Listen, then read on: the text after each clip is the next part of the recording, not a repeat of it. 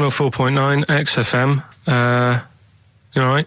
This is Karl, producer of Ricky Gervais and Steve Merchant. They're not about today. Ricky's on holiday. Steve couldn't be bothered. So I'm left here with all the DATs. That's a digital audio tape of all the shows they've done since they've been here over the last, I don't know, year and a half or something. So we'll play you some of the best bits. Alright, so here's the first bit. Like, that got a load of attention in the press, but the Trisha programme got nothing. Okay. Which, I know, like, well, Steve called me up in the week, right? Like 10 o'clock in the morning, I was at work, and he goes, I think so at 10 o'clock. I think they're preparing this show. Most people go to work about 8 or 9. Are you watching Trisha and that? I said, no, what is it? He goes, oh, you'll be loving it, right? Freaks, was it Help Me, My Mum's a Freak? Siamese twins. Right, so I couldn't watch it, but he said, oh, it might be on again, because they repeat stuff on ITV2. Right. So I had my dinner late, right, instead of having it at like 1 o'clock like I normally do, I had it at like 2:30, sat in the office, put the telly on, ITV2, these Siamese twins. Did it blow your mind? It was amazing. You know, we talk about a lot of things on the show quite a lot. The Airy Kids crop up a lot. I was waiting. It's been 10 minutes and you haven't mentioned the Airy Kid. Right, and last week we were talking about Siamese twins, weren't we? So it was weird that this programme was on, but it was amazing. I mean, what I think you can't refer to them as Siamese twins. I think they're known as conjoined twins. Why? I think Siamese is maybe considered derogatory or as an old antiquated phrase. Yeah, I think it's because the first famous ones were actually from Siam. Right. But anyway, and that doesn't exist anymore. No, it's conjoined, Karl. Yeah. Get the phrase right. But you'd think that if that's happened to you, that wouldn't be that sort of offensive. The names that you must get called. Right. You think that's the least of your worries? Siamese twins, I'd say, well, that's, Now, were you stunned by where they were connected? Just live with it, we'd say. Because they were connected, of course, at the forehead. Oh. Sort of, which was quite extraordinary. Well, there was one set of Siamese twins. One had a job and the other one didn't. That's ludicrous. Yeah. The other one was unemployed. The other one had a job. She had to go to work. She had to get up at 6 o'clock on her day off. I'm supporting you, literally. Yeah. Then they get done off the social for sort of... Yeah, because the other one was signing on. That wasn't a question that Trisha asked. Annoyingly, because I know that much of the audience was thinking that. There was a few things that didn't crop up. What questions would you have asked of them? Because what things did you feel weren't mentioned? I'd love to just watch Karl watching amazing things. Exactly. Do you know what I mean? It's like early learning. Mouth slightly open. Yeah, mouth open and dribble, looking round to see if anyone else has seen it. You know, I hate that. Like when a cat sees a bird land on the balcony. Exactly. It can't believe it's luck. I'd probably say, how do you buy her like a birthday present? A surprise gift, yeah. Because everything's ruined. Sure. Right? I'd probably ask... yeah. Well, did you not think it was interesting that one of them had a boyfriend? Well, that was a bit weird, wasn't it? Uh-huh. But what was the other thing that I was thinking when I was watching it? I was thinking if one got into crime and that was sent to prison...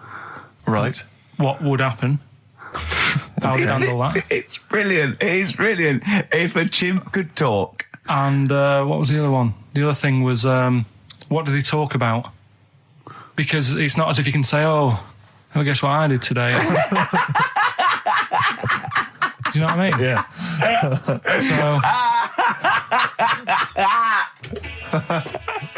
The really weird thing about all this, right? And it's annoying because you were saying about, what should have Trisha have asked and all that. Yeah. But one of them mentioned that one of them was adopted and the other one wasn't. Don't talk rubbish. No, seriously. I didn't understand it, right? Of course you didn't. And then Trisha sort of said, well, let's have a chat. And they were like, no, don't want to go into that. What do you mean one was adopted? That's what he said. One of them... don't quiz me on it, but that's what was said.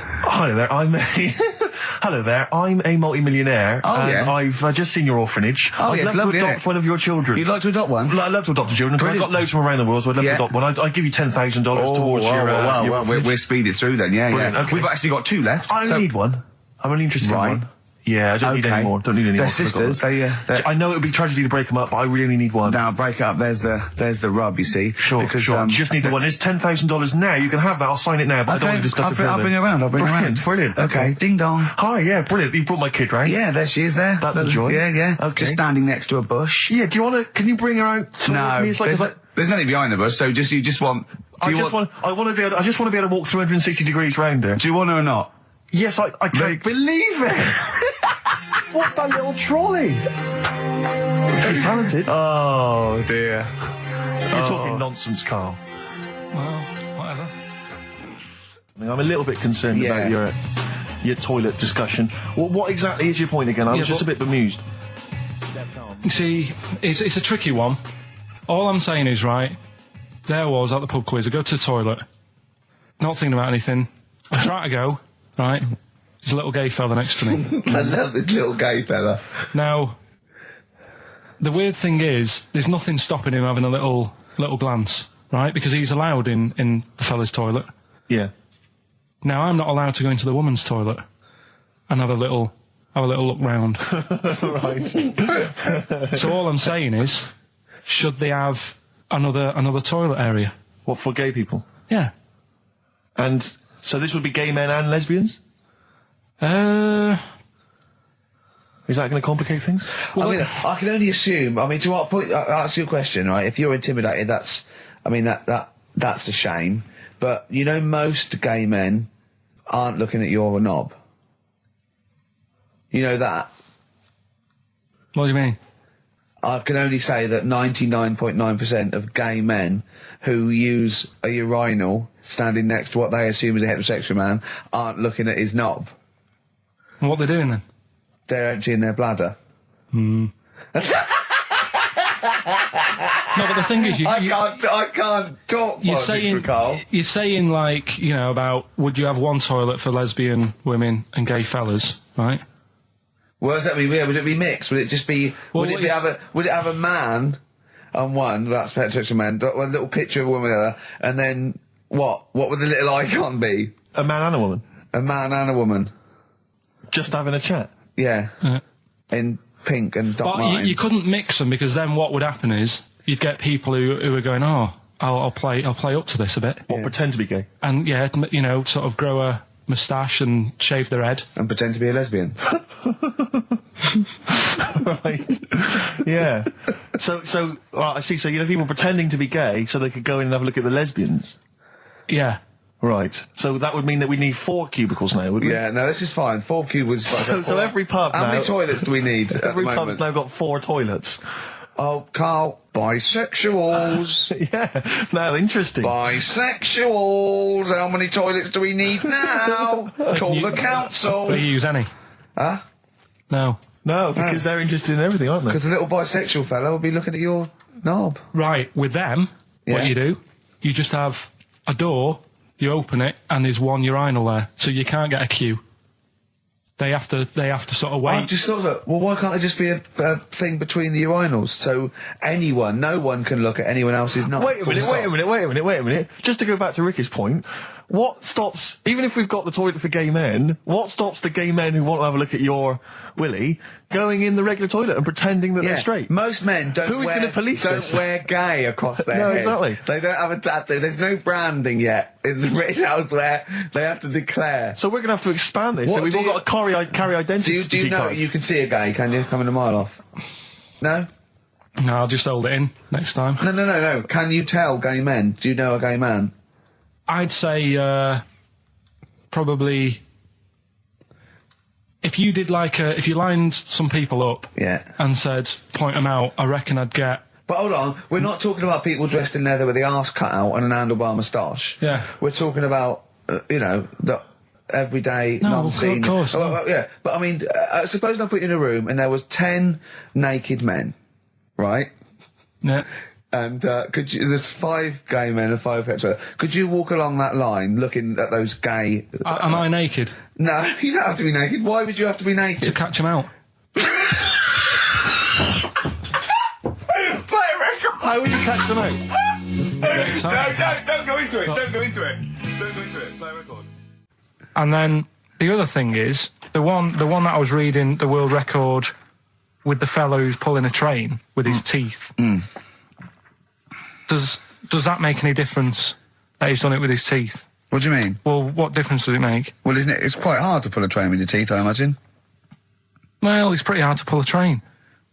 All I'm saying is it because he couldn't beat the fella who's pulling it with his hands? Well, this is my point. I think there was one bloke with the record for the running backwards 100 metres was sort of like 11 and a half seconds. And I was thinking, turn around, you'd probably have a really good go at that. Do you know what I mean? Yeah. It's sort of like doing a marathon with a milk bottle on your head. Take the milk bottle off and see how fast you can go, you twat. But you can just tweak it, like the fella who has done the pegs on the face, right? Yeah. His name's Gary Stretch Turner, right? Right. So you're sort of cheating already if he's got a stretchy head, right? But you are, right, you are one of the most stupid humans I've ever met. Well, get me in the book. Yeah. Right? Well, listen.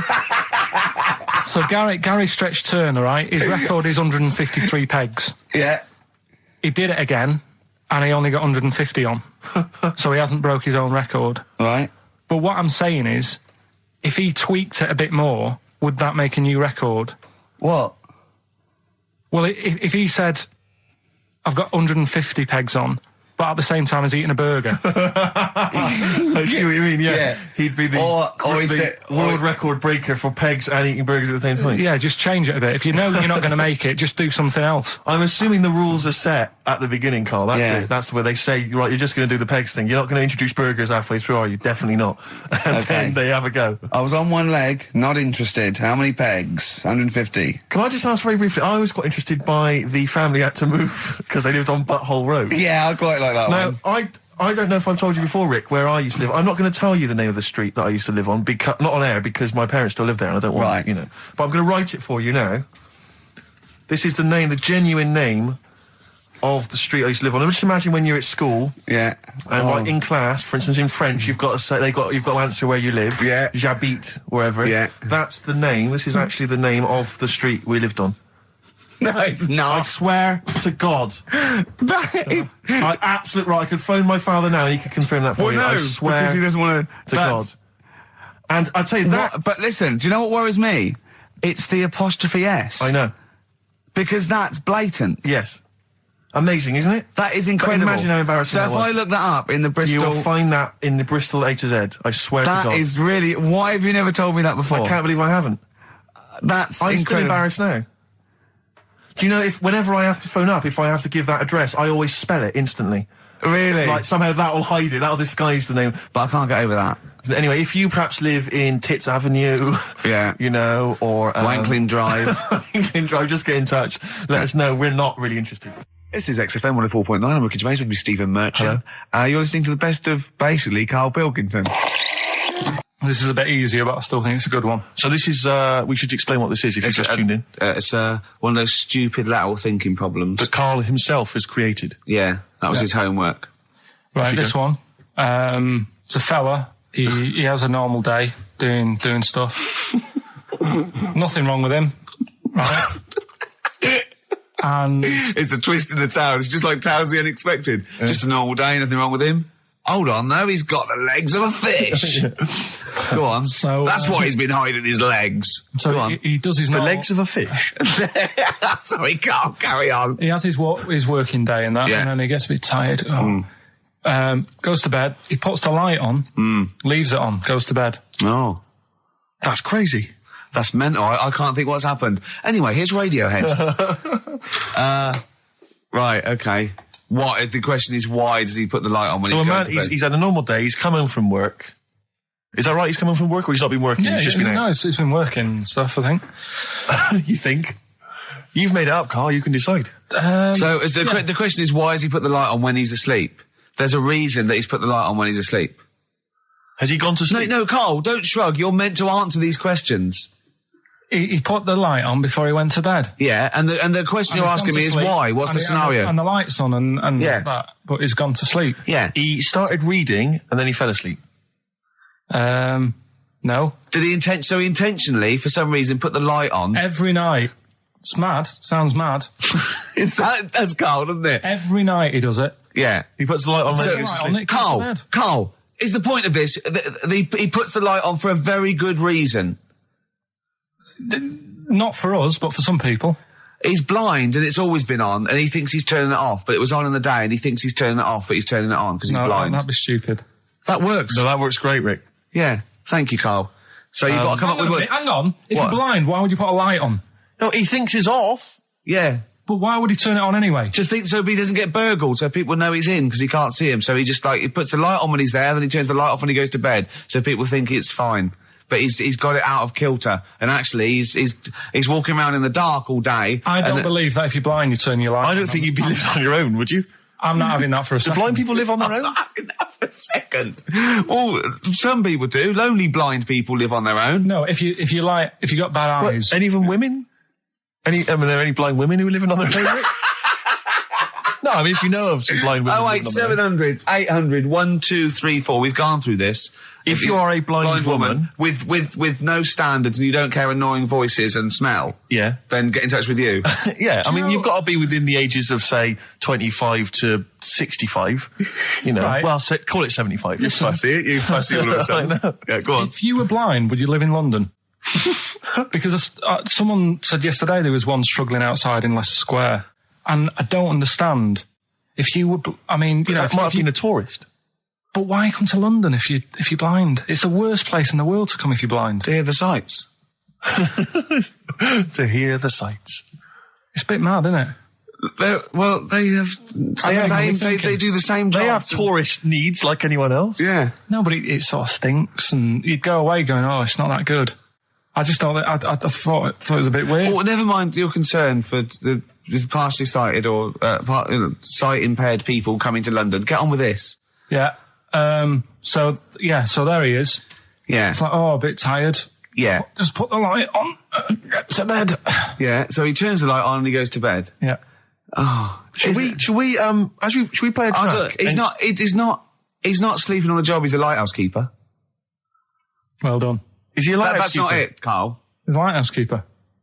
Right. Why wasn't the light on all the time? It's light in the day. You idiot. Play a record. What?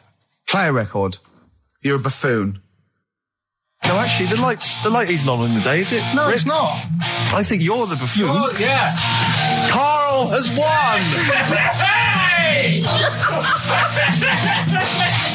It's a long time since we've had any white van Carl. For those that don't remember this particular hot feature, we basically ask Carl some of the questions that are asked of a white van driver in the Sun. They always have this on Saturday afternoons.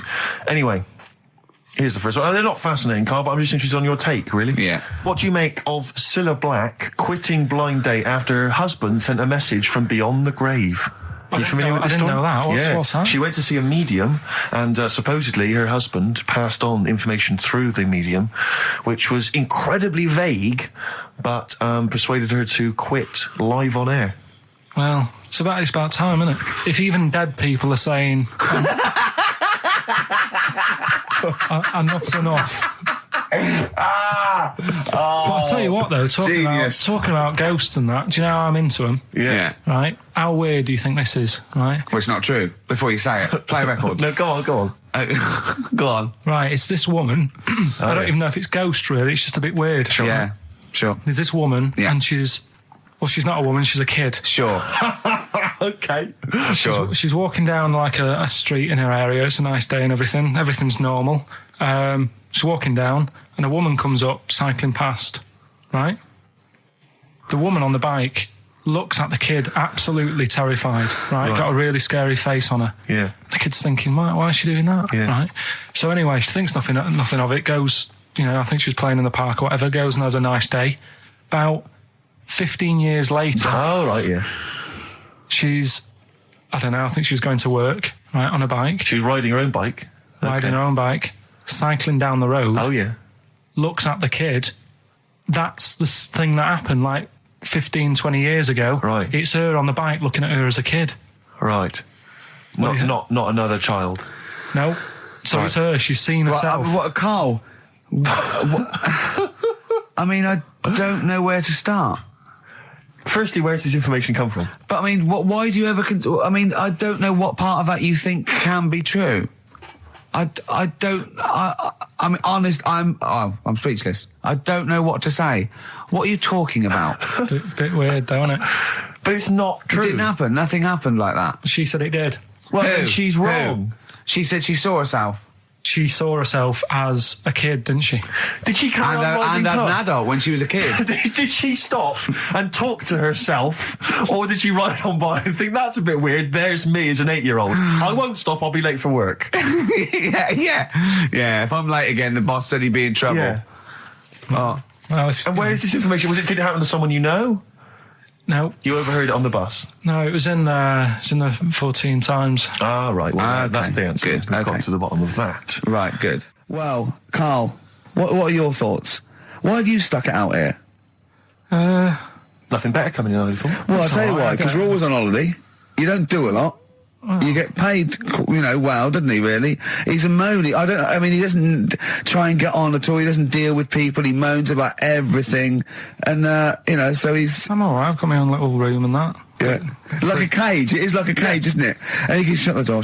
If people walk past, he goes, shut the door. He doesn't want them looking in. He's like a miserable old chimp.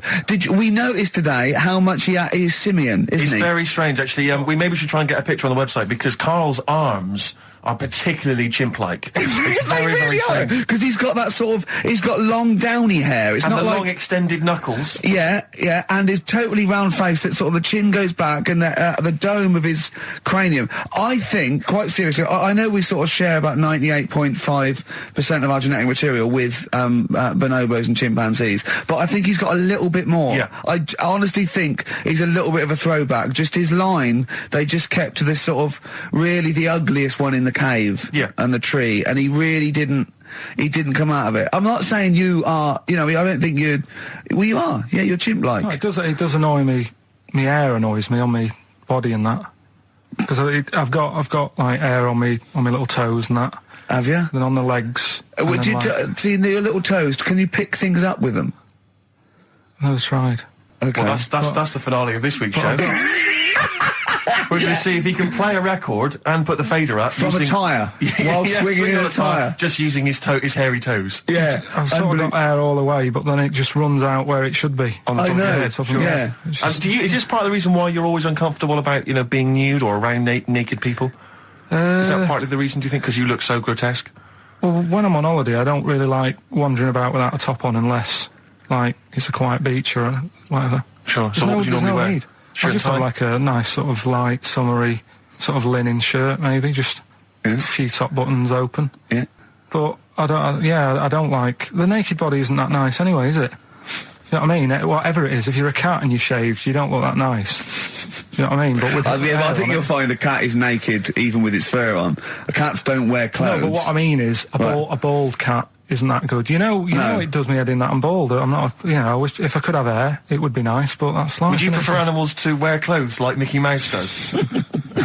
Or Goofy? You know that I don't like nudist and all that. We've done it. But don't you think sometimes you could sort of like maybe fancify it a little bit? Like if there was such a thing as an ape salon, and there isn't, Karl. There isn't, right? Would you give a orangutan a trim, maybe sort of his hair? Because some of those look like they're going bald, but they've got a comb over, They don't should they? just have a shave. When it's like that. That's what I did. Just take it back. And the underarms as well. Yeah, they've really got a lot of underarm hair. Even the women ones. Really? Yeah. That's disgusting. I know. I don't know. I don't even know where they breed. I don't know how they get they laid, some of those horrible old hairy ginger orangutans. Yeah, they are particularly grim, some of those. I know, yeah. The big ones. I know. Ginger yeah. ones. Yeah. You can't be happy, can they? What is that?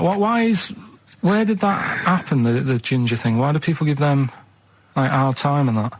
Well, you just gave them a hard time then, so why did you do it? You were just buying in, were you, to people do sort of give... I don't understand why, but ginger people get quite a bit of stick, and I've never understood it. No, well, it's just, I don't know why. I They don't do, know. though, don't they? I don't know. It might be historical. It might have been because... I'm sure they don't everywhere in the world. I'm sure it's probably... No, they are. They're always... I've said to you about even, like, ginger cats, they're always fat, because they You're sort of sick of it, probably. Wait. Ginger cats, what do you mean? When you see a ginger cat... They've been eating, like, because they're upset. They're fed up and they've been bullied. You never see see, like, a thin, happy ginger cat running about. It's always overweight and looking a bit fed up. It's just a good point, isn't it? I wouldn't say it's a good point, Carl. It's a point. So last week, the Chinese don't age well. Now, anything ginger, including cats, are sick of it. No, but I'm just saying... Are you ginger? Would you like to take issue with any of Carl's points? 83 XFM is the text. You can text us. Maybe you've seen a thin ginger cat. I'm not having a go, though. That's what I'm saying. I'm just saying it's weird how people give them a hard time. And it's if I could have hair, I'd go for ginger hair rather than being bald. Really? Mm. XFM 104.9 of a Saturday. Ricky Gervais with me, Steve Merchant. Hello there. But we're not here. No, we're away. So this is the best of, and I hope you're enjoying it. We certainly are. I woke up this morning, Feeling fine. It's not a blues song. And I turned my phone on, and it was from Karl, and it went, "Forget it, I've made my mind up." And I thought, wow. What is that? And I Forget it, I've made my mind. I went, "Karl, what is it?" He went, "Oh no, it's about the text I sent you last night." I went, "Well, what was it? I just got this text." He went, I was just wondering, I was thinking last night." He said, "Supposing you had to have your hands removed." Sure. Right? And the doctor said, "Well, you can either have them stay like that with stumps, or I can sew feet there. What would you have?" And I was bleary-eyed, and I went, "The stumps?" He went, "Yeah." I went, "All right?" He went, "Yeah." And then what was his follow-up text to that? And then I got the text, it was obviously before it, and it went, and it was like quite serious. What would you do if surgery not doing your hands? Would you have stumps or the feet? Right? Now the way, when I said he's made his mind up, and I went the stumps, he went, "Yeah." I think secretly he decided on the feet, but was too embarrassed to tell me. There's a little bit of what would you do? Because But why did you think of this? Why did you think of this? Girlfriend's away, right? Yeah, no, that's not why you start thinking bizarre surgery devices. Right? I'll let you into my little mind, right? Last night, I had some beans on toast, right? She was away. It's good already. She was away, she had some beans on toast, she went wild. Yeah. Right? Now, I was stood up, I live on on a high street, right? So I'm washing up, I'm looking out the window. First thing that had my attention is, I can look into other people's flats, right? Yeah. And it was weird how all these different lives were going on, I was watching them, and everybody had the telly on and was watching Volcano, right? Which was on last night. Right. And I thought, that's weird, right? I can see them all watching it. And it was like a little Chinese lad who was dancing around in some underpants. Yeah. And then there's a little old woman who lives downstairs who was reading a book, and she's always reading a book every night. And it's like, I have a better life than her. And then there's like some sort of bouncer who's always getting ready to go out late at night with all the black on. He looks like a bouncer. So I was watching all this life going on. I thought, did you witness a murder while you were doing this? Yeah. It was like that sort of Sliver film where that bloke had loads of tellies watching people's lives. So that was going on in my mind. And then I was washing up, and I picked up the plate, and I thought, it's amazing, isn't it? The human body, the way you can just sort of, I want to pick that up, and you do. Yes. And the way your hands work, right? Yeah. You've got 5 little digits, but it's just the right amount to do to do what you've got to do, right? So I'm cleaning the plate. Sorry, Karl, stop. It's just the right amount. Might be one of the most genius things I've ever heard said. I would love David Attenborough to phone you up and say, "Karl, how do I word this about the evolution of the mammalian front limb?" Just go, we'll just say it's the right amount. But it is. One extra would get in the way. Yeah. And one less would just make it that little bit more tricky when picking up a bit of a slippery dish. Sure, or buying gloves. Yeah. A slippery dish. Couple of emails. Monkey Matt's emailed us. Who? Monkey Matt. I'm at you, yeah, go on. Yeah. He says... How's the Monkster? He's all right. He says, Karl has missed a cracking headline from The Sport. Hide-and-seek champion found dead in cupboard. I hope it's real. I don't know if it is. I doubt it. Just looking through some of the news stories that Karl did make it into Karl's news roundup. Yeah. Just this one you might be interested in. Headline, woman says partner ran off to become vampire. Yeah. And it says, a young mother says her partner has dumped her to become a vampire. Rebecca Roberts from Somerset says Matthew Barrett fell for a blood-worshipping woman in a US cult. The 23-year-old mother says he began shaving all his body hair, dressed in black, and used Rebecca's lipstick to redden his eyes. Rebecca caught him performing weird blood rituals in front of his computer at night, cutting himself to prove commitment. She said, I thought it was just a hobby. Everyone's got a right to one. I was pleased he'd found an interest. Brilliant. This is apparently from The Sun. Apparently he's left. He's gone to America. He's living in this Ohio-based cult. But it's the last bit where she's been asked whether or not, if he came back, would she take him back? Sure. And this is where I wonder if the journalist, you know how journalists are supposed to just report the news, be objective. Yeah. I wonder if maybe the journalist here has maybe had some interference. Made the quote better for them than go on. Because it says, I never thought this would take over his life. Now, if he came back, I'd say fangs, but no fangs. Oh dear! I can't believe. Imagine you're the woman, Rick. Okay. And I've come round. You're the to interview you. journalist. I'm the journalist, and I've come in and I've said, okay, I read about this. All I have to do is not say that thing. You've come. I understand you're obviously quite upset. Your husband's gone gutted. off. If he came back, would you take him back? Definitely not. Right. What would you say to him then if he came back? Just get lost. Right, but I'm really pissed off with you. Would you perhaps say something a bit more pithy? Not in this situation, no. You're upset? He cuts himself, he drinks blood, he's left me. Sure, sod off. I'm not interested, mate. Because I tell you what. Go on. I mean, I like what you said there, but I wonder if we could condense that a bit more. If he came back, would you say... Go away. Would you ever say something like, thanks, but no thanks? No, because it makes it flippant, because I'm really angry. I know you're annoyed. And I'm upset, so I wouldn't say... I certainly wouldn't say thanks. I might say no thanks. But what if you sort of said it like aggressively, like you were giving him the finger, thanks, but no thanks? Like you didn't really mean sort it. of sarcastically? Sarcastically, would you possibly say I might say thanks, but no thanks, and that'll be it. And that's and I'd leave it there. I'd never change that. Sure. I'd never change those words. Can I ask you a question? Go on. Do you like puns?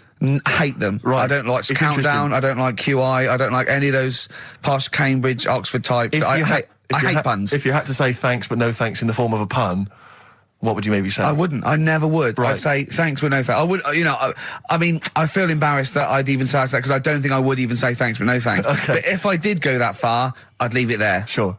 So, have you ever noticed, as I have, go on, the similarity between the word thanks and fangs? Not really. It's very similar. Not thanks, really. Fangs, F-T-H, there's a K. Fangs very much. G, it's A and S. Well, the A, the N and the S, but that's about it. Would you agree it sounds marginally similar? Yeah, Is it possible you might one day say fangs but no fangs? I wouldn't know. Right. I could put that though, could I? But don't say I said it. Right. I mean, yeah. Fangs, but no fangs. Yeah. This is the thing. Just, if you ever read an article in The Sun, The Mirror, anything, do not believe it. Really seriously question and query it, because... If it ends with fangs, no fangs. If it ends with a pun, almost certainly they never said it. Okay, it's not his fault. Let me have It's Not His Fault. You've got to save this. This has got to teach me something. It'll be an interesting story. Right, it's not his fault. This fella... what year? Ages ago? Olden times? I'd say in the 70s. Okay. Would you? Any evidence for that? And does he wear flares in the story? Right, Is that your reason? No, it's a bit like Yuri Geller, this fella, right? Where he's electric. He's electric. And if he walks past the telly would fizz. Uh-huh. If he walked past the radio, it all goes like that. Ooh. His hair stuck up all the time. Ugh. And he'd be having a bath and everything would be all right, and then the power would sort of switch on in his body, and the electric in his body made him jump out of the bath. So... What do you mean, so? What is that so? What does that so mean? You've given us nothing. You've given us nothing. You'd have to at least give us the scientific explanation. Yeah. Electric eels have 400 volts in them. Oh, is this the running away again?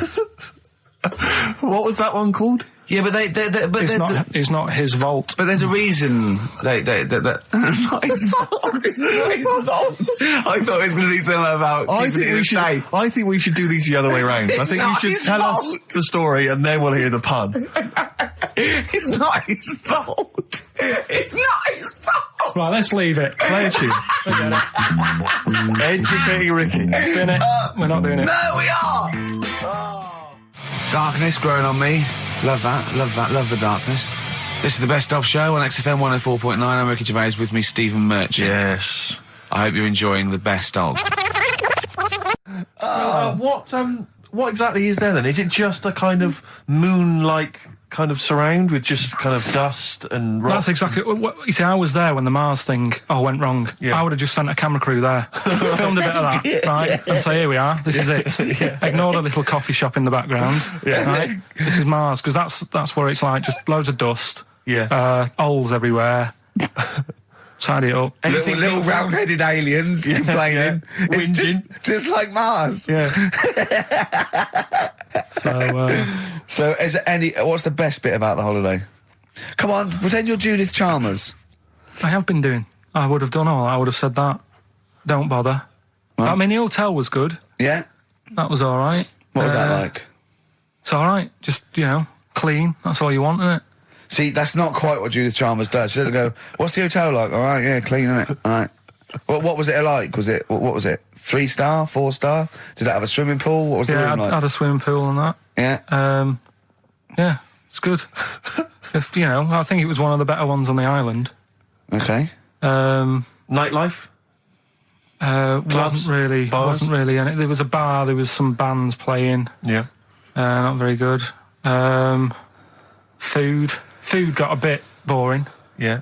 It was always the same food every night, but they sort of themed it and made out as if it was different. So, like, on Mexican night, it'd be chicken with a nacho on it.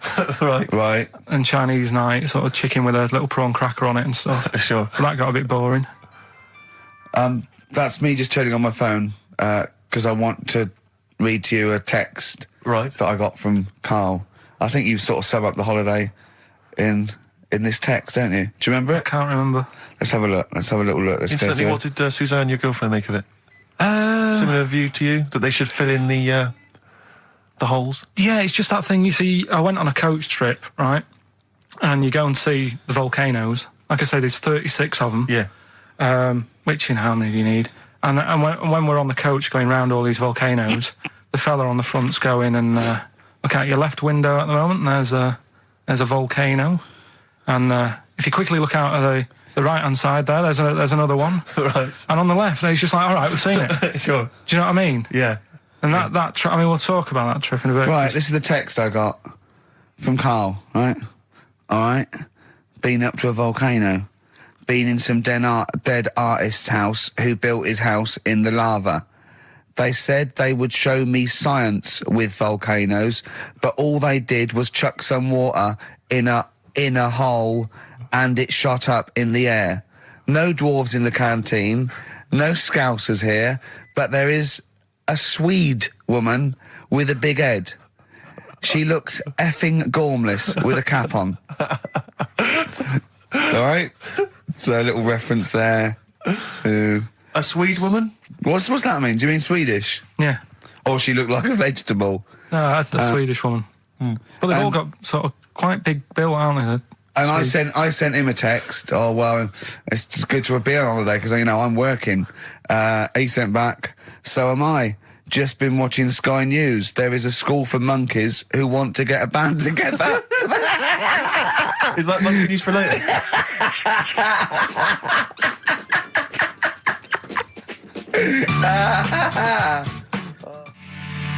Oh My Corazon by Tim Burgess. I can't get enough of that. I love that chorus. On XFM 104.9. Ricky Gervais, Steve Merchant and little Karl Pilkington. But it was a nice holiday. Yeah, it's all right. It's just, I went there to relax and that. Exactly. Did a little bit of that. Trying to think of some new, features and stuff. Sure, always working. 3 holidays a year, Jesus. Oh, well, not really 3, not 2. It's all one big sort of like work thing to me and Steve. 2 holidays, isn't it? Work hard, you need the holidays. So, yeah, the things that annoyed me was like, you get bored sat around the pool after a couple of days. I'd read my book. Yeah. There wasn't much going on the... Not even any crabs to throw sand at, was there? No crabs or anything. They wouldn't bother with Lanzarote, right?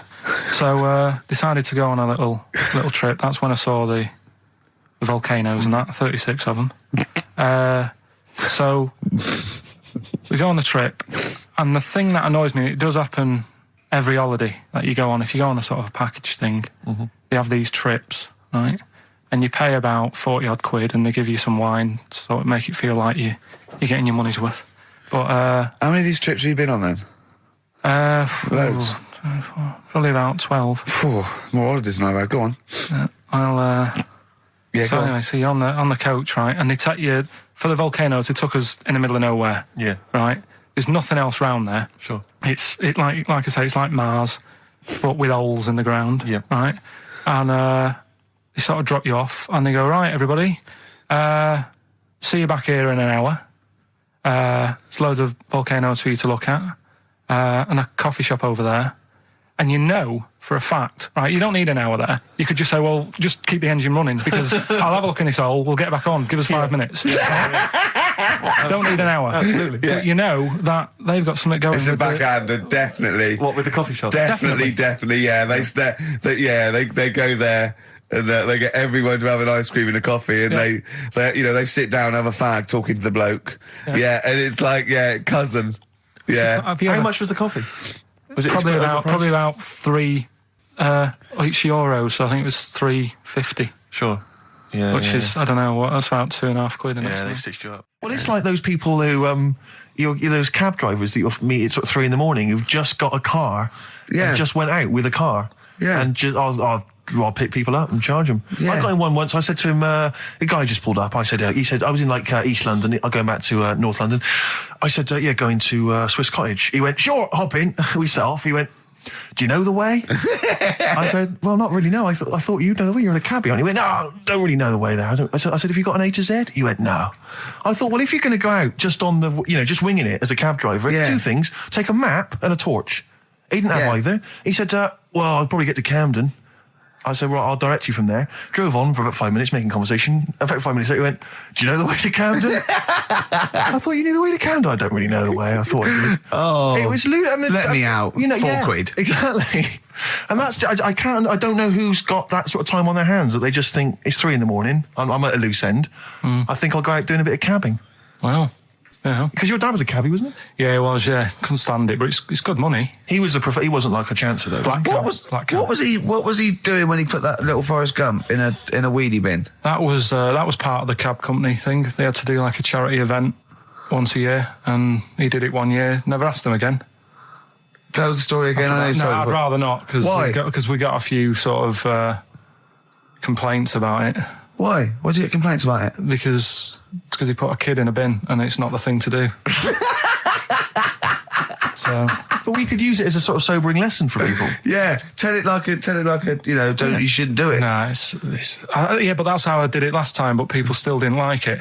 All the stuff I tell you, we don't take the mickey out of people on purpose. No. It's real life, isn't it? And that goes on in life. Yeah. My dad was saying that in hospital, though. Do you know I was in hospital? Yeah. He did some jokes about old people and that. And he said, at the end of the day, if something makes you laugh, it's funny. And if it makes you laugh, you can't help laughing, can you? Do you know what I mean? So, what are you meant to do? And laughing's good for you. Yeah. So... But being laughed at isn't as good for you, is it?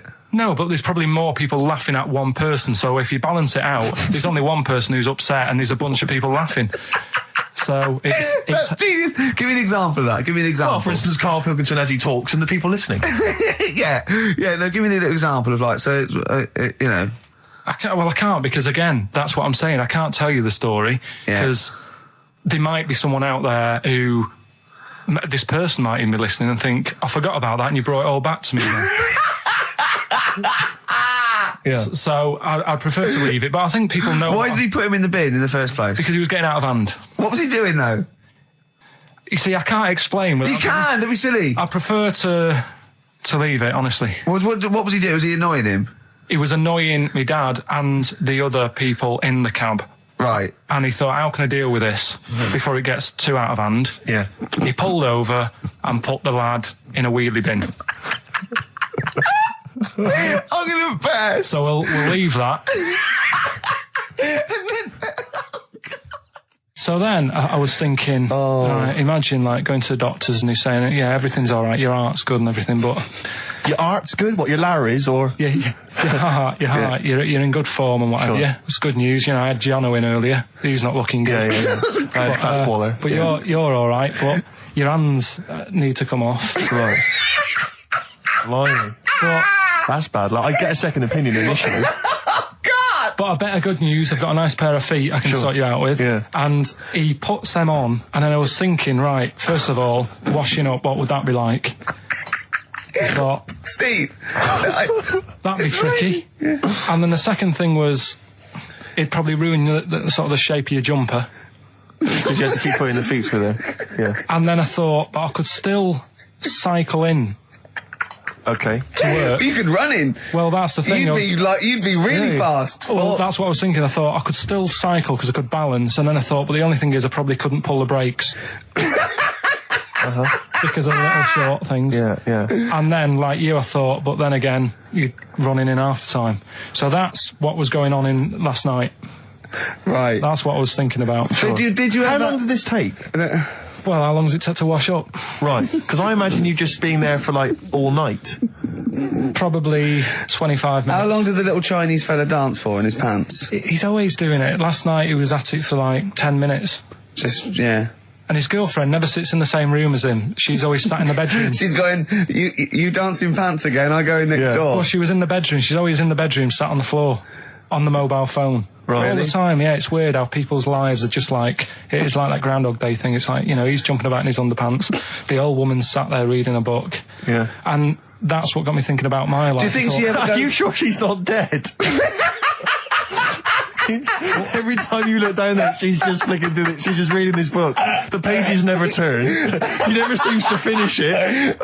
She never moves from her chair. Are you sure the Chinese Her girl's cats going... are dead around her. I'm going into next door again. That little round-headed fella's looking in. He's looking in at me. The bouncer goes, "Don't worry, love, I'll go and beat him up." But he's always getting ready. That's true. They see you staring at him, washing up, going, "I could have feet here," and they get scared. The old woman's dead.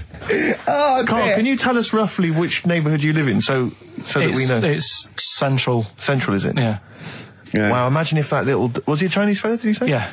Imagine if he was listening now. I'd love him to call in and explain his actions. Well, he might be on some other radio station talking about a lad who's always washing up and looking at his hands in a mysterious way. But do we know this doctor that would go, "Well, all right, Carl, you can either leave them as stumps or I've got a little pair of feet." Why? I told Jane this, and Jane went, "Is that the only choice?" Could I have some dead man's hands? Have you got any? Where do you get the feet from? Can I have? What would you rather have then? Human feet or monkey paws? Well, I mean, that wasn't an option last night. That if the doctors said... No, it wasn't an option last night, but don't forget, it's in your head, Carl. This didn't happen. I'm just saying, at the time, that's all the doctor had to offer. But it's your head, you can go anywhere. No, it wasn't a real doctor to offer. It's in your head, you can go anywhere. You're not trapped. Yeah, but if you can do anything, then you'd say, "We'll sort us out some other hands." Fair point, let's play record. We gotta come back to this.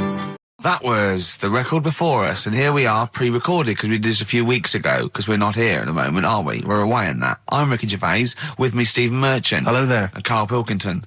Well, he's not actually with us. No. He'll be in some of the best of clips that will be coming up shortly. Yeah, this is just us, isn't it? This is just us. We did this, when did we do this, Rick? A couple of weeks back. Hold on, what is it? It's the 27th today. Yeah, I enjoyed Christmas. I loved Christmas. I loved Christmas. I had a great time. What did you get? Loads of presents. So did I. I'm glad they made it to number one. I'm really glad. Stroke, he, she. Yeah, I'm really glad that the pop idols, Cliff Richard, Westlife, made it to number one. Bo Selector. Yeah, just delete that. Okay, well, we're going to play some of the best of, some of the greatest moments of the last 3 weeks. Yeah. Ever heard on XFM 104.9. What about this? Do you remember this one? Oh, which one is it? All right, so here's the first bit. XFM 104.9, Ricky Gervais, Steve Merchant, Karl Pilkington. Tell us about this monkey, Karl. You're going to love this one, Steve, right? So last week we were talking about how, like, a lad left his family because there was problems at home and that. He went and lived in the wood. He got airy. Right? No. Leave it there, Rick. We haven't got time to go into right, it. So that's what happened. And that's what happened. He lived with the monkeys. He went airy. That's what happened. Looked into some other stuff about, like, airy kids and all that. Yeah. Came across this story about a bloke, right, who worked in a zoo. Oh, dear. Right? So... Trouble's brewing. Loving his job and that, but it's quite a lonely sort of job because you don't see many people. You're just dealing with animals all the time, right? So anyway, he gets a bit pally with a monkey because it's the closest thing to a human. Well, that ape is. Right. Yeah, but you can't really go that close to apes. It's dangerous. What do you mean? What type was it? Do you Just mean let him tell the story. Was it a chimpanzee? I reckon it was a chimp, yeah. Yeah, it was You a don't chimp. even know, so It was it's a an chimp. ape. It was a Okay. chimp. Yeah, but it doesn't matter, does it? So he It's the gets story. pally with him. Right, so he gets pally with What, him. do they go on and holiday together? well, no, I mean, it starts On the off. pool It together. starts off just checking each other out and probably sharing lunch and that together. Yeah. Right. Anyway, this goes on for a while. They're getting on well on that, and then after a while, right, the monkey starts sort of imitating him a bit more and sort of walking upright. Oh God. Yeah. Right. So he thinks, oh, that's a bit weird. Anyway, they get on really better and what have you. So he thinks he could live at home with me. Because we're getting on the storm. Yeah. Right. So he takes him home, and before Is you this know the it, beginning of Beneath the Planet of the Apes? I think it is. I think you've seen this on video. I'm worried because he's already imitating him when they're moving in together. I'm thinking it's maybe a bit like single white female. Single white zookeeper. Oh, brilliant. right. So anyway. So he's moving in, and it's getting used to sort of the normal human life. He's having a cup of tea in the morning. Yeah. PG tips. He finishes the day off with a dear. Finishes the day off with what? He doesn't little have to brandy. move a piano at one point, He does he? finishes the day off with a little brandy. Yeah.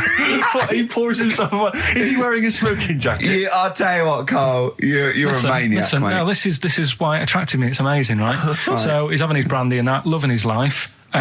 Next thing you know, he sort of I don't know if he loses it or he gets shaved, but the top half of his body is hairless. Right? Apart from his head. Right, so he's got a nice So it's the head. opposite of the kid. Well, yeah, this is what I'm saying. that would happen. Right. Well, hang on, but so you don't know if You he don't was even shaved know. or if it's How did it say?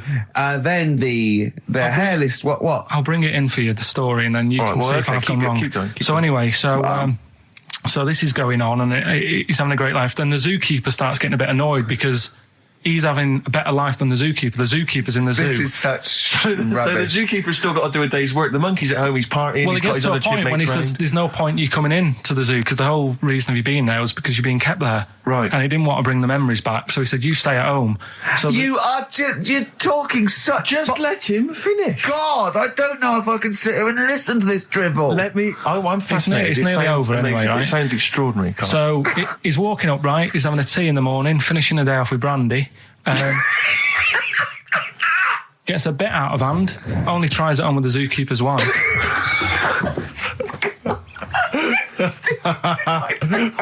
Make him go away, Steve. How does he do that? Well, because he's around humans a lot, he becomes a bit of a charmer. And But what is it that he could do to seduce her? Pick fleas out of her? he didn't say.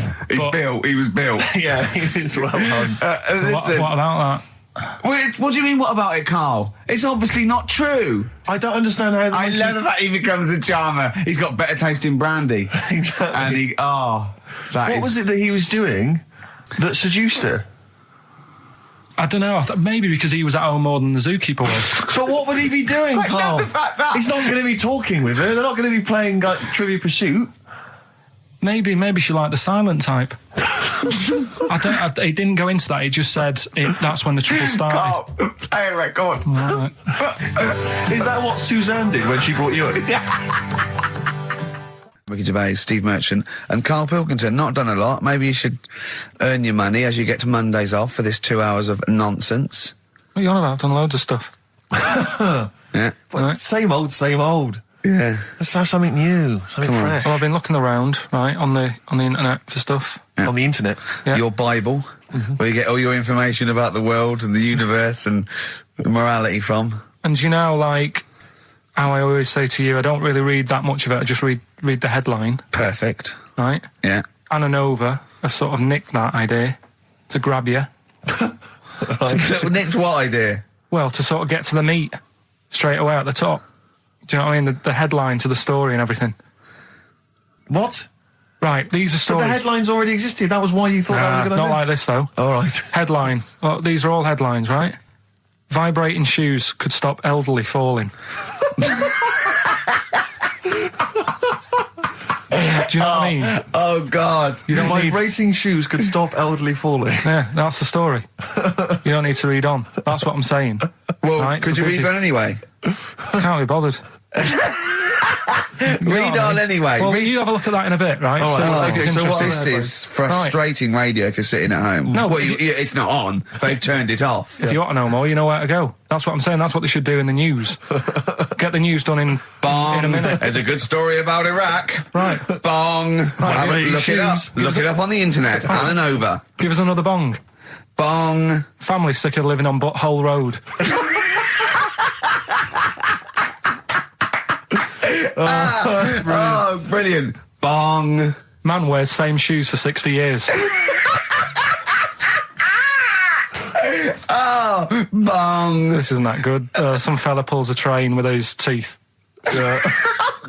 And in lighter news, I know that. General Donald, this one isn't very good.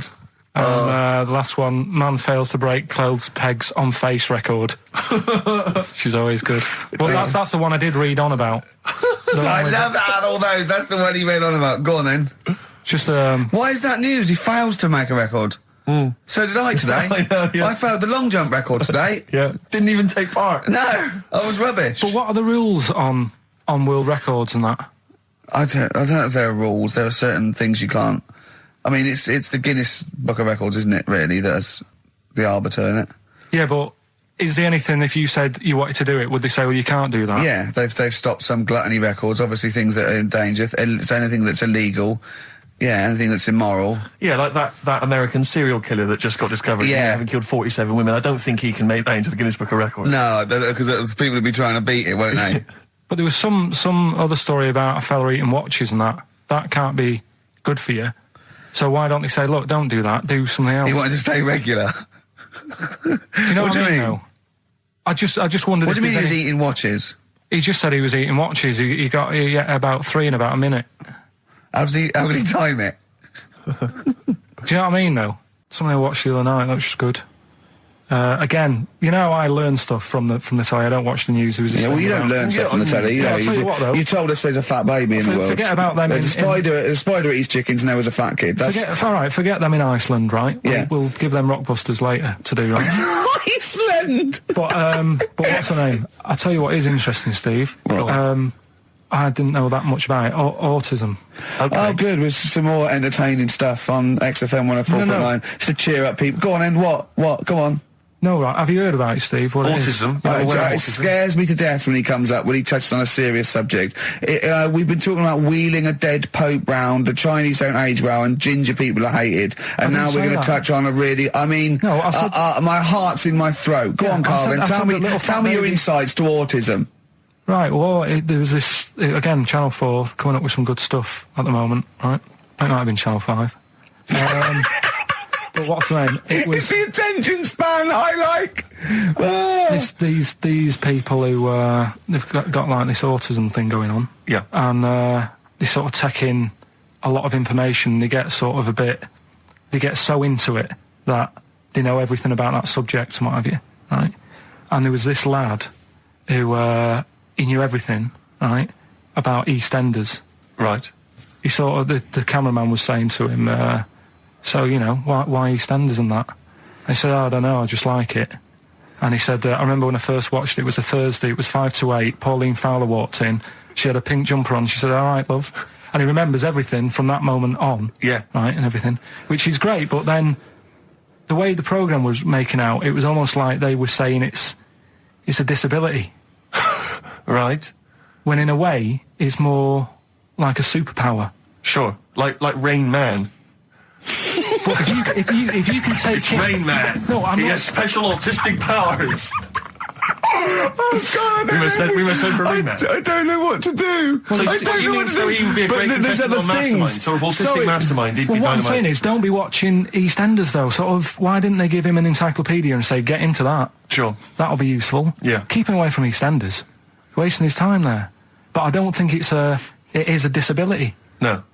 Yeah, there are other things, and they're not. It's also autism is a matter of degrees. From what I know, and I'm sorry to have to do this, but I feel that I have to at least be the voice of reason, as ill-educated as I am on the subject. But I think there's degrees of autism. I think some are higher performance than others. There's other issues with it. It's not they're just got good memories. They don't go around doing tricks for people because they can remember stuff. There are other issues with it.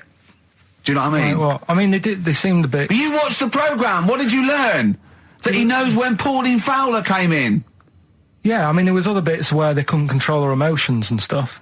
Oh, that other little bit, yeah. But the main bit of it was he can soak up information and stuff, and I'm just saying it didn't seem really bad. Do you know what I mean? There's disabilities where people say that's a bad disability. It's like how people say about... this is brilliant. This is just like... this is amazing to be in a room with this man. It's incredible. You just wind him up and listen to what comes out. And I'm going to sit back now. I'm not going to defend you or explain anything. Just go on and tell me about the other disabilities that are worse. What I mean is how people can sometimes easily get mixed up. How people are scared of like a cyclop. When at the end of the day, he's got a disability. A bloke with Who's scared of a cyclop? No, it's apart just from like Jason and his Argonauts. Where's this cyclop that you're scared of? No, I'm just saying in history and in books and that. No, not in history. History happened. Yeah. What are you thinking of? You're mixing history with Greek mythology and Roman mythology and every other type of mythology. What do you mean? There wasn't really a giant cyclop that went round picking up ships and throwing them around. That's not history, Carl. Do you think Batman's history? No, but it was ages ago, wasn't it, when we were sort of forming... No, I'm not saying it didn't happen ages ago. I'm saying it didn't happen. Well, he might have done. I mean, what's so ridiculous about a fellow with one eye? In the middle of his head, and he's big and scary and lives in a cave. Why is he scary? Because what if he had 8 eyes, I'd be scared of him. At the end of the day, he's got a disability... we'll talk about it in a bit. 4.9, I'm Ricky Gervais, with me Stephen Merchant. It's the best of. You've been voting in all week, sending your emails, so here's the clips that you wanted. So go on then, do a film review, quickly. Right, well today on film review, we're doing classic films, and today we're looking at Elephant Man, John Merrick, one of his better pieces of work. It's a sad film. I've never really been able to watch it all the way through. Sorry, John Merrick's better piece of work was him being the Elephant Man, played by John Hurt. Yeah. Go on then. Sad film. When I was younger... Tell us a bit about it. What is it about? Who's John Merrick? It's about a fella who's got a funny head. Right, tell us this. And, he lives in... I think he lives in London, in like about the 1930s or something like that. And he's being picked on all the time and stuff. And first time you watch it, you'll probably cry a bit. And then the second time you watch it, you're just sort of thinking, God, that would be bad. Sort of having a head like that being picked on all the time. Then the third time you watch it, you might think, how does he get his jumper on? Then, I don't know, I'm probably bored of it the fourth time. but it's well worth watching, so Elephant Man... Brilliant. Yeah, see it. Brilliant. I think if you want to get on TV, Carl, you'd be better as the subject of maybe like an omnibus documentary. Living with Carl. So we'll move on to this next one, right, which is brilliant. Dead short story. So, right, old woman, about 70 years old.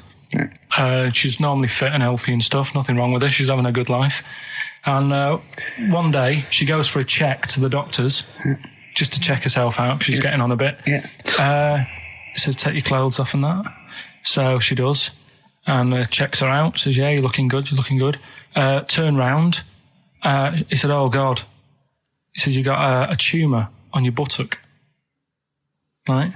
So she goes, oh, what, can you do anything to sort it out? So they go, yeah, we could book you in for an operation. It's best if we remove this. Books are in for an operation. Operation day comes, strip her down and that. They're all stood round, the doctors. Start to operate. It only turns out it's a pork chop that she sat on 5 years earlier, and it had stuck to her buttock. Right, Carl. I can forward you. Serious. Right, okay, Carl, I'm telling you now, I'm leaving. I'm never doing this show again. No, I'm serious. Honestly, you're talking. I've never had such. What do you mean? You couldn't believe it? No, when I read it, I said, I've got to tell Ricky that. This woman had a pork chop stuck to her arse for 5 years, you mental case. Of course she didn't. I had some exciting news this week, Carl. You'll be pleased to find out. I'm worried that you might get a little bit jealous because it's obviously going to impact on your world quite strongly. Because I know you think you like things to be quite samey. You like the status quo to be maintained. You like the fact that in the past, we've had some crosswords. Because I remember, what did you think of me when I first walked in? When I first came in on the first day of XFM? I don't know why you're making a big deal out of it, because I'm just being honest, though. I'm just being honest about a lot of people who see you for the first time sort of go, well, he's a bit weird. I know that, Steve, that you brought it up, and then you're again. But I'm sure that wasn't what he said before. No, did he say before? He's a bit weird. Yeah, he looked at you, and I knew. I could see by the look on his face. You know when your kid, and your kid's sort of scared of something, and they go, "Why's your kid?" He goes, "Oh, he doesn't like pigeons or spiders." Right. It was like that when I saw Karl, and I brought you in, and I went, "What do you think of that, Karl?" I could see the look on his face that he was disturbed. Sure. And then, as he said, you get used to it, don't you? Yeah, you get used to it. And you have changed a little bit. Your hair's a bit smarter now, and you got some nicer glasses and that, I think. Or I might have just got used to it. Whoa, don't bring it up, Steve. Don't look at me like that. So you say that you think some other people in the office thought the same? Do you know that for sure? Karl. Did you discuss it? Karl. Yeah, I think they do, yeah. Okay, leave it there then. But not just in the office, as you walk through the building. Oh, it's worse than you ever thought. Well, no, it's not worse than I ever thought, because as you well know, Ricky Gervais, what did I do on Thursday morning? Oh, is this the thing... For those that perhaps are not of the female persuasion listening, there's a magazine. Apparently it sells quite well. It's one of the sort of female, issues magazines. I think it's called Company Magazine. It's like your sort of, I guess it's a bit like your Moore or your Vanity Fair or whatever. Anyway, they run every year the 50 most eligible bachelors in Great Britain section. Ding dong, hello. Who's in there this year? In the top 50 of the entire country. And then they vote, and they put them in order and see who's the most eligible bachelor. But that's 50 people, right? It always annoys me slightly because bachelor, it kind of seems like a more sophisticated word for loser. Yeah, doesn't it? Which always sort of unnerves me slightly. And also they try and do a different 50 every year, so they're getting pretty desperate to get different ones. Because also a lot of people who are sort of like successful, are married, so there's very little to... No. There's a huge... I don't know if this is international. It could even be international. I'm not sure, actually. So I could be up there with the likes of Justin Timberlake, etc. So Fred Durst... Yeah, that sort of person, So anyway, this is what's exciting, right? Although I'm slightly frustrated because they were telling me that last year... All right, because what happens is the readers of the magazine, they vote for who they think is number one most eligible bachelor, right? Last year, the prize was a 2-week trip in the Bahamas. Okay, this year I'm rather annoyed because all I'm going to win is a moped. That's the prize this year. That's the prize this year. A moped. Whoa! Backtrack. What? Sorry. Last year was a 2-week trip to Bahamas, and this year just a moped. All I'm going to get is a moped. All you're going to win is a moped. Yeah, you got no chance. You've got no chance. Who else is in it? Well, I mean, I don't know lots of people you'd never heard of. I know Duncan from Blue is in this. So you're second to him at least already. I imagine you're going to come behind the other 49. No. Because there'll be people voting for me. They get to vote for me. Yeah, Steve. They'll see my photo and then they can vote for me. Yeah, according to Heat, I was 22nd most sexy man in the world. I better take that helmet back. I would. It's that thing, though, you see. This happened years ago to me, right? When, you get pally with someone and then you wind each other up and then there comes a time when you just go over the line. Yeah. Right? What happened? Well, it was this lad called Anthony, right? Who was my mate. Yeah. And we used to sort of always have a little fight in the toilet and that. Right? Sure. Punch each other. No, I want to wipe it. And the punches, used to get harder. And stuff, and then so he hit me harder, turned out into a proper fight. Yeah, I chipped his tooth on the sink. Right. This happened at school, and it was time for assembly, and I thought, and he's in the toilet crying. I thought, go to assembly. There's police in there in the assembly that day telling people about unnecessary violence. And you thought they were there for you? So I'm like, oh no. Anthony's going to come in a minute, like crying with all blood coming from his mouth. I'm going to get arrested. Yeah. Did you go running and sleep? And that was an example of... Yeah. I mean, it kind of happened because I went out with a girl who he fancied. How old are we now? About 8 or 9. I think that's out of order, going out with a mate's girl. Yeah, but she didn't like him. He had, like, big ears and that. He had no 'cause chance, you're so why such a should I? dish. No, but do you know what I mean? All right, I haven't got the looks like I used to. Sure, when you were 8. But that's before the stress of, having head squoes and that sort of thing. I have aged a lot since. Having your head squeezed. I love your own grammar. I know, That's the past tense, is it? Squeeze or to have squeezed. Oh, he did squoze his head. Yeah. Oh, brilliant. So, it's What about just, a bit of Bowie? Let's, Bowie? Be my wife. Carl, I'm asking you. Let's make I think it we up. can squeeze that in. Be my wife, Carl. Come on. I'm Ricky Gervais, with me Stephen Merchant and Karl Pilkington, Yep. our producer. An inverted commas heat put. Yeah. They know. How you doing, all right, Karl? Yeah, didn't they also write something about me bald round head? Yes, perfectly round little bald man head, they said, so... Because you need to know that when you listen to the radio and that. Really matters what my hair's doing. Your hair, have you given it a little sort of polish? Because you look like a cue ball at the moment, and you've had a shave in it. I've never seen such a round head. It actually looks like a plate with ears. Yeah, well, for those that have never seen Carl, I actually, if you remember, I think he looks a little bit like Mr. Spoon from Button Moon. He does. If you've ever seen that show, and also he looks like, when they say they find with a little 4-foot human and it's actually 500,000 years old and they give it a name and it's the first Australopithecus into right? He looks like one of them as well, perfectly round little. He is the missing link. He looks half human, half monkey. Because he's got a slight slouch as well. So Yeah, it's I know, like yeah. those pictures where you see it going from an ape to a man. He's one of those in the middle. Yeah, and of course his monkey hands, his hairy little wrist to those skinny little things that he can get oranges out of holes with, and it's unbelievable. Why are you so all shaved and polished and everything? Got a wedding. What? Got to go to a wedding today, so thought I'd, clean myself up a bit. Yeah. Shouldn't he be wearing a suit or something? No, I'll go home and put something on. Oh, okay. But, Suzanne said, make an effort. I sort of had a shave and that, and then I came out of the bathroom, she said, oh, your head looks a bit sort of eggish. She's right. She always worries about when I have a shave, because I just, That's your girlfriend, Carl. I know. Saying that. Just think, so don't worry about Heat saying it. The funny thing is, it's Boyd Hilton, I think, of Heat that wrote it. And he's got a little bald head. Yeah, no, don't slag him off. Yeah, but on the end of his review, does it say, written by Baldy Boyd? No, because it doesn't matter, it's a magazine. Don't worry about it. Looking forward to the wedding? A bit boring, isn't it? But you got to do it. They're probably listening. Should we do a shot? No, it'll be a great day for them, but I know what will happen. Suzanne will see, all the fuss and that, and then she'll get ideas, and I'll have to let her down and all that. Why is it you don't want to get married again? I always forget. It's just, who's it for at the end of the day? I've been with Suzanne for 11 years, right? Sure. We're happy. Well, I am.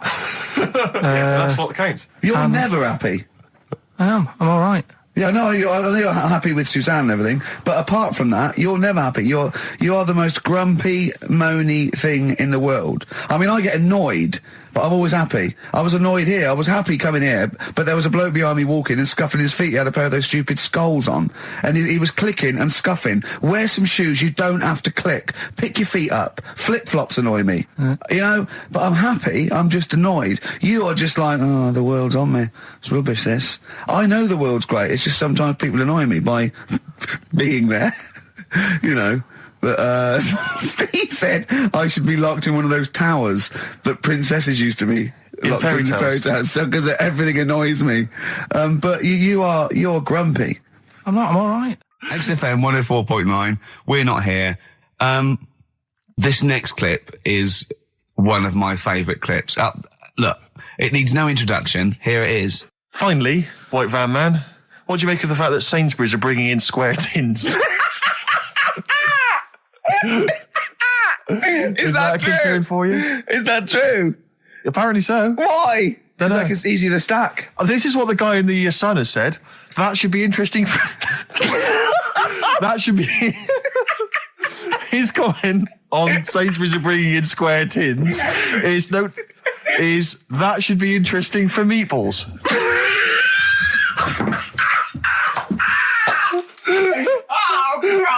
Ricky's just collapsed on the floor. Let's just play a song, Carl. I don't think even you can top that.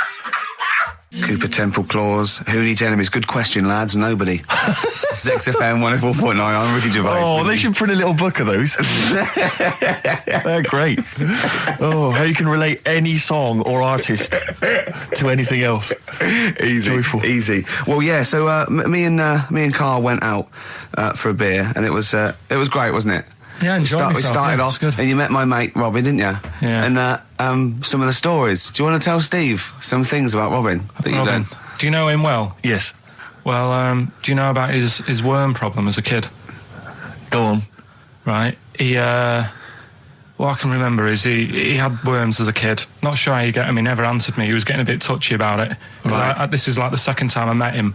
And I think he was a bit annoyed that Ricky told me about his problem. What Yes. now? Straight away, you not being there, instinctively, what do you think went on with this story about worms? My suspicion is rather like when you told a group of people that Robin had once suckled milk from a cow's udder. Yeah. Did he mention that as well? Yeah. Yeah. My suspicion is that, like the cow story, the worm story is not true. But And why would he get so sort of uppity about it? Well, Because it's not true. Imagine if that wasn't the first time he'd done it. Imagine if he did that every single time he was with somebody for the first time and Robin was just met them. He will tell that story to anyone. But they do say there's no smoke without fire.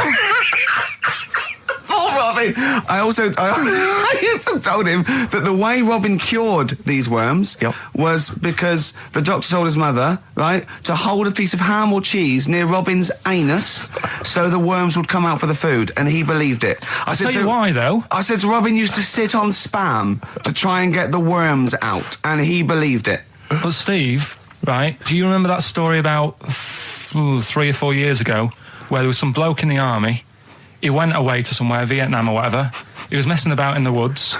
Messing about in the woods? Shouldn't he have been fighting? Whatever. Yeah. Right, and he walked through some lake, and I think he'd cut his toe or something on something, and some worm of some sort crawled in the gash. Yeah. And it was in his body, and the doctor said, we've got to get this out of your body. So what they did was, they said, right, the thinnest part or something of your body that things can crawl through is on the top of your head. So they wrapped Where the skull is. So they wrapped some bacon. No, they didn't. They did. That's right. thing. So he's gone in via the toe. So what we do is, I'll tell you what, that worm's probably heading straight for the head. We'll put a bit of bacon on it. The thinnest part of the body is the skull. Of course it's not the thinnest part of the body. It's where your brain case is, isn't it? It's the skull. There was a reason for it. And it was like they stuck some bacon on his head. And As ever, the vital piece of information, i.e. the reason, Karl seems to have forgotten. Because the worm was in his body, and they said everyone likes to smell of bacon. Including worms. Even a Vietnamese lake worm. They love bacon. Remember last week when I said about the little fella with the bone with no brain, and you were proved wrong? No. Please. No. We were saying it wasn't a little fella. We were saying it was a stillborn child. It wasn't a little fella. You're changing it now. You weren't having any of it last week. Right, hang on a minute. I'm getting confused. There was a Vietnamese snake that went inside of a soldier. A little, like, maggot or some sort that you have to get out of your body because it causes problems. Yes, and so in order to get it out of the body, they strapped bacon to his head. Yeah. That is great. This doctor. And did that work? I think so. They had a picture of him smiling. Oh, God, what, the worm or the bloke? The bloke. Oh, dear. Honestly, I hope someone knows the story. And it was about 3 years ago, I reckon. Okay. And, it did work. G.I. Bacon. So this is why the worm burrowed out of his head to get the bacon. Get to the bacon. Right. That's great. So this is why when Robin was telling his story, I was a little bit disappointed if it wasn't true. Right. Because in a way, Robin's never been to Vietnam. No, but what do you really think that Robin? Well, as Robin said at the time, Karl, why would I sit on ham then tell Ricky Gervais? It's a very good point. Because if he was a kid, you do daft things like that as a kid. Right. It's the telling Ricky Gervais though. Yeah. And then, bless him. Okay. And then anyway, Robin left, and I tried to chase him, but he got away. He knows that and then we had a few pints, and then Karl embarked on some of the greatest stories ever told. Can you tell the story about your dad? Let me run it by. I haven't spoke to him all week, so let me run it by him. Okay, play record. Because, What we got? we've got one of Steve's... Yeah, well, bizarrely enough, this comes from the Teachers 2 soundtrack, the soundtrack to the current TV series. There's a slight whiff of nepotism in the air. Yeah. Rick, would you like to explain why? Well, that's why you're doing it. My girlfriend worked on it. But Yeah. you were going to play this anyway, weren't you? Well, I was, actually. Bizarrely enough, I was going to play some I Am Clute, and this is from, as I say, the Teachers soundtrack. This is called To You. It's a good track. That's I Am Clute, a track called To You from the Teachers soundtrack. That's also got, I noticed the Electric Soft Parade, The Hives, Star Sailor, Feeder, Turin Breaks, Mercury Rev on there. It's a good little collection. Lovely. Karl has just had confirmation. He's looking smug because someone phoned up and went, it is true, it's a Laogai chi worm and you wrap bacon around your head. That's all the bloke knew as well. Yeah. And his name was Gary. Yeah. So I'm not having it. No. And he said, see, that's why the Robin thing isn't so weird. He said, but when you said he tried it with cheese, he said I was having none of it. He's got standards. Strokes, hard to explain. Like Karl, really. Yes. Yes. So, Karl, concentrate. Yeah, go on.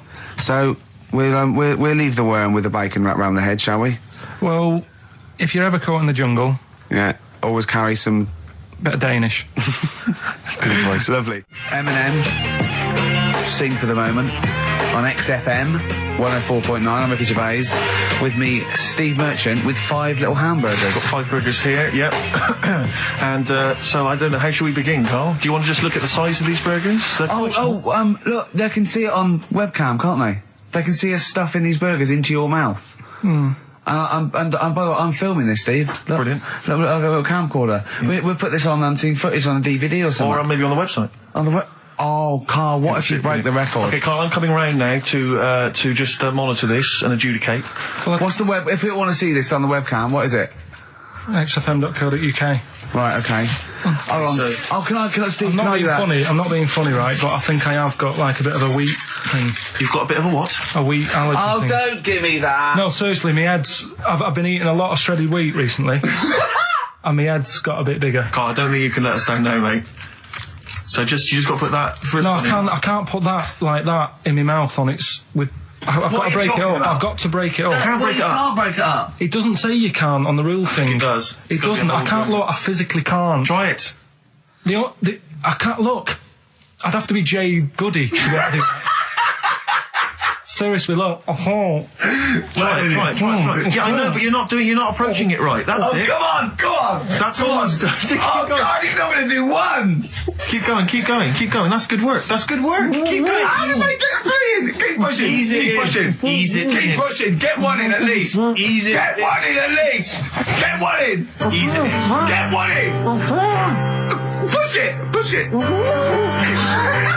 That's one. Let's go for another one. I reckon you've got to rip it up a bit. Okay, do that then. See how many you can get in. You've got to get in 2. No, just one. No. Well, it's no, three, rip it up I and think. pack it in. What do you do? I Pack your swear. cheeks first. Honestly, Steve, my head is swelling a bit because I have got a wheat thing, a wheat allergy. That'd be good, there'd be more room. Right, okay, look, Karl so is now that's- just sticking it in his cheek. Yeah. Don't eat any. You can't swallow any. It's like a hamster. You've got to work it like a hamster. Yeah, stick it in. Come on. He looks like Marlon Brando in The Godfather. Come on. Don't lose any yet. Right. Pack it in, then use your fingers to pack it in. Come on. Wedge it in. Like you're grouting the bath. I can't do this either.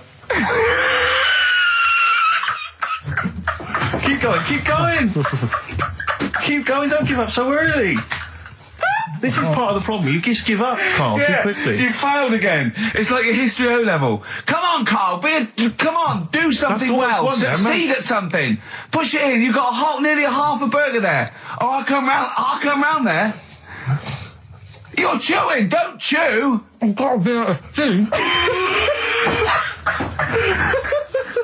I don't know what he said, but... Is that a whole What, is one? that a whole one? No, it's not. I can see bits left. Come on, Karl. Come on, keep working at it. Keep working at it. But there's so much space in your mouth, I can see it. He's going red. Okay, we'll do another one. We'll do another one. That one then. We're doing a... Oh, are you alright? Are you going to be sick? Are you alright? Alright? Oh God, should we play a record? He's making my eyes water now.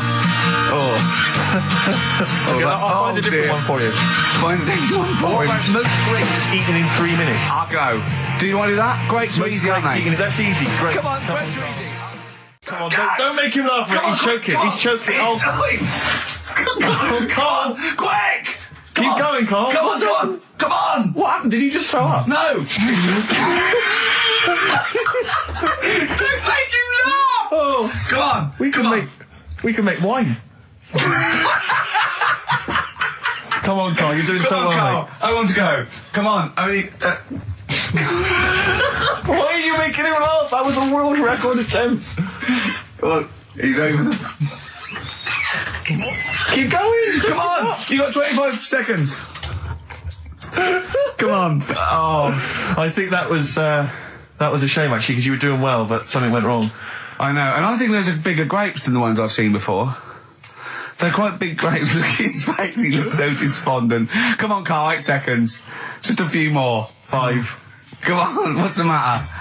2, 2, 1. It's all over, Carl. It's all over. Better count how many you did. You can get good at this. We can get good at this over the weeks. I think that was a fairly pitiful attempt, actually. I really thought you had a... It's interesting, actually. These are harder records than you might think. Yeah, I know. 6, 8, 10. How do you feel after that record-breaking attempt? Not happy with that. What are you not happy about? The fella who did it, was he in hospital and just had loads of grapes? I was bored. I'm sure he wasn't producing a radio programme, that's for sure. Well, to be fair, neither are you. What was tricky about it? What did you find hard? I think having Ricky standing over me, Yeah. sort of shouting, "Go on!" isn't normal. No. But did that... So that wasn't... He hasn't eaten any! Hold on, that's 50, you have to. That's quite a poor attempt then, by the seam of it. Would you think about trying to maybe do that again in a couple of weeks? Would you do some practice and try that again? Leave it for the experts. And I noticed a tricky point. Maybe sort of when you had about 50 seconds to go, you seemed to be spewing things into the bin. What was that? Again, mainly Ricky standing over me. Sort of. 88. He's got 88 left. Okay, so what's the mental arithmetic there? Because we put how many in? It was 150 in the thing, wasn't it? What did I say? What did I say I had left? Well, I'm not doing it again. 88. So You had 88 left. There's 62. God, you're only at 62. What's the matter with you, Carl? There's people start you at 62. That is rubbish. That's disappointment. let's leave that. So you failed on 2 world record attempts there. 62, and the record's that is rubbish. What were you doing? Oh, yeah, but like I said, I've got a small throat. I can't drink a drink quick. Ever since the Mr. Freeze Pops when I was 6, that I nearly choked on, I nearly died on, I can't go back. It'd be like asking, I don't know, someone who got run over to play Frogger or something. What's Frogger? This is the Best Of Show on XFM 104.9. I'm Ricky Gervais, with me Stephen Merchant. Yes. I hope you're enjoying the Best Of. I'll tell you something I do know. Go on. Right? But I can't really get a question out of it. Go on, just tell us. There's a shadow somewhere. It's already good, isn't it? I'm loving it already. No, right? There's a shadow. I think it was in America. Yeah. And it's on a quiet road. I'm guessing somewhere like Boston. That's what I imagine. Okay. Right? No. Somewhere like Boston. And people at night used to see this shadow moving about. And they'd go, what's that? Right?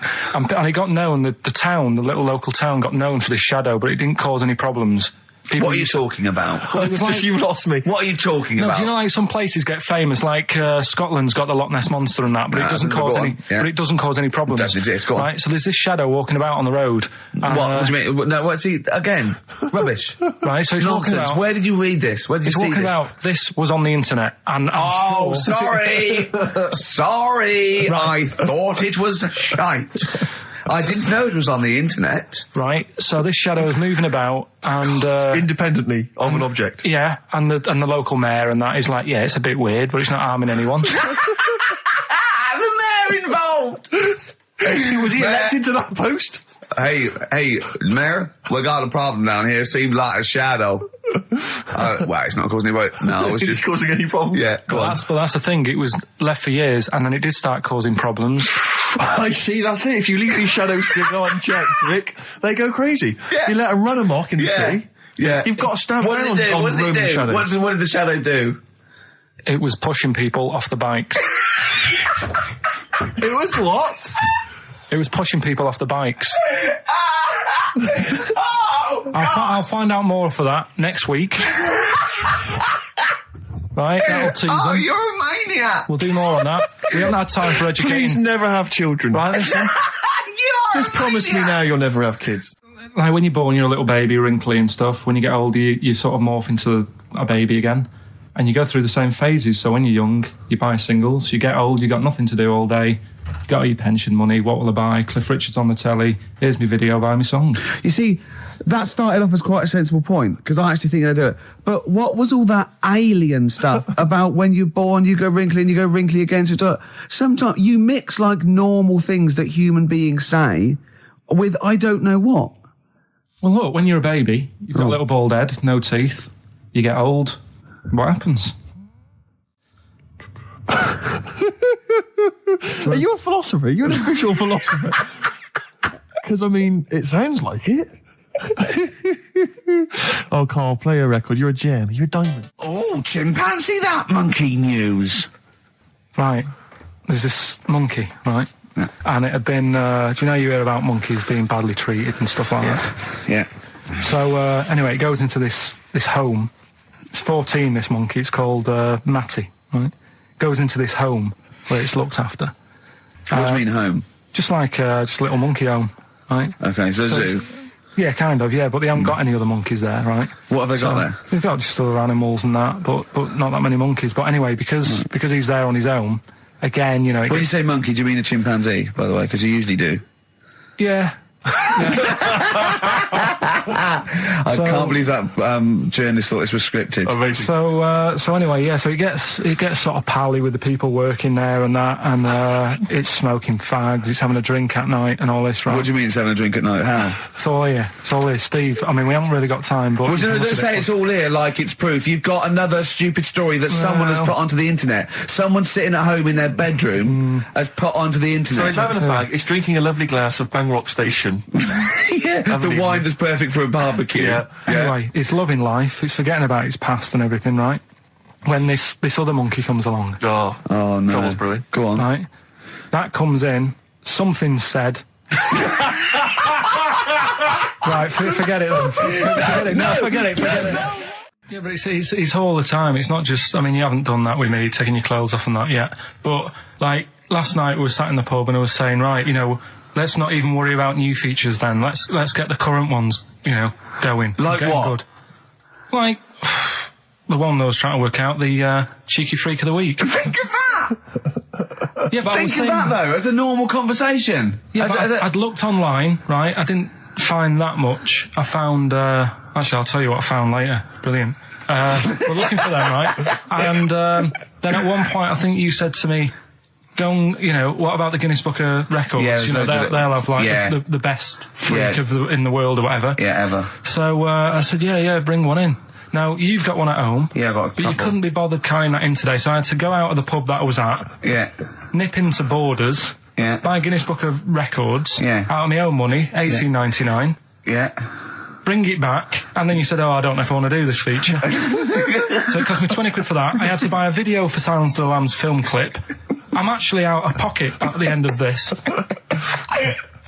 But do you want to work with me is the thing. If you want to work with... people would pay that sort of money to work with me, Karl. You're a lucky bloke. Think how many people think, Karl, he gets to drink and sit. Yeah. Well, you making a cup of tea and I surprised, didn't I? Little surprises. You know, last night, do you know when I left the pub in a bit of a mood because I just fed up with not getting anything done? Yeah. Walking down the road, I was thinking, how can I get out of this? How can I stop having to work with them? I'm thinking, I wonder if I leave, I wonder if they'll be funny and they'll go, and then my boss will be giving me stick. And I'm thinking, how much notice have I got to give out? And all this is going through my mind. I'm walking home and I got in, said to Suzanne, I'm sick of it. She's going, you need to do it when I get a new kitchen. And I was like, yeah, but how big does the kitchen need to be? I was saying, do we need a big kitchen? Can we get a small one? Have we got enough for a small kitchen? Do we need so many cupboards? Can we just have wood instead of steel? All this, try to get out of doing this. Yeah. It's always just, I always feel like, because I like to think that I'm not perhaps as bad as him. Yeah, You no. annoy me in different ways. Like what? How does he annoy you? Well, stuff that, I come up with ideas, say cheap as chimps. Yeah. Rockbusters springs to mind. Yeah. 15 like Taiwan. 15 Taiwan. Let's just remind people what 15 Taiwan was. It was a little feature that I wanted to give a run, give it a little run, see if people like it. The premise being? No, there's no premise, it's just a title. No, we were going to get 15 sort of ornaments, you'd explain them, and then people would call up and say, that one's from Taiwan. See? God, you just explained why I didn't think that was a good idea.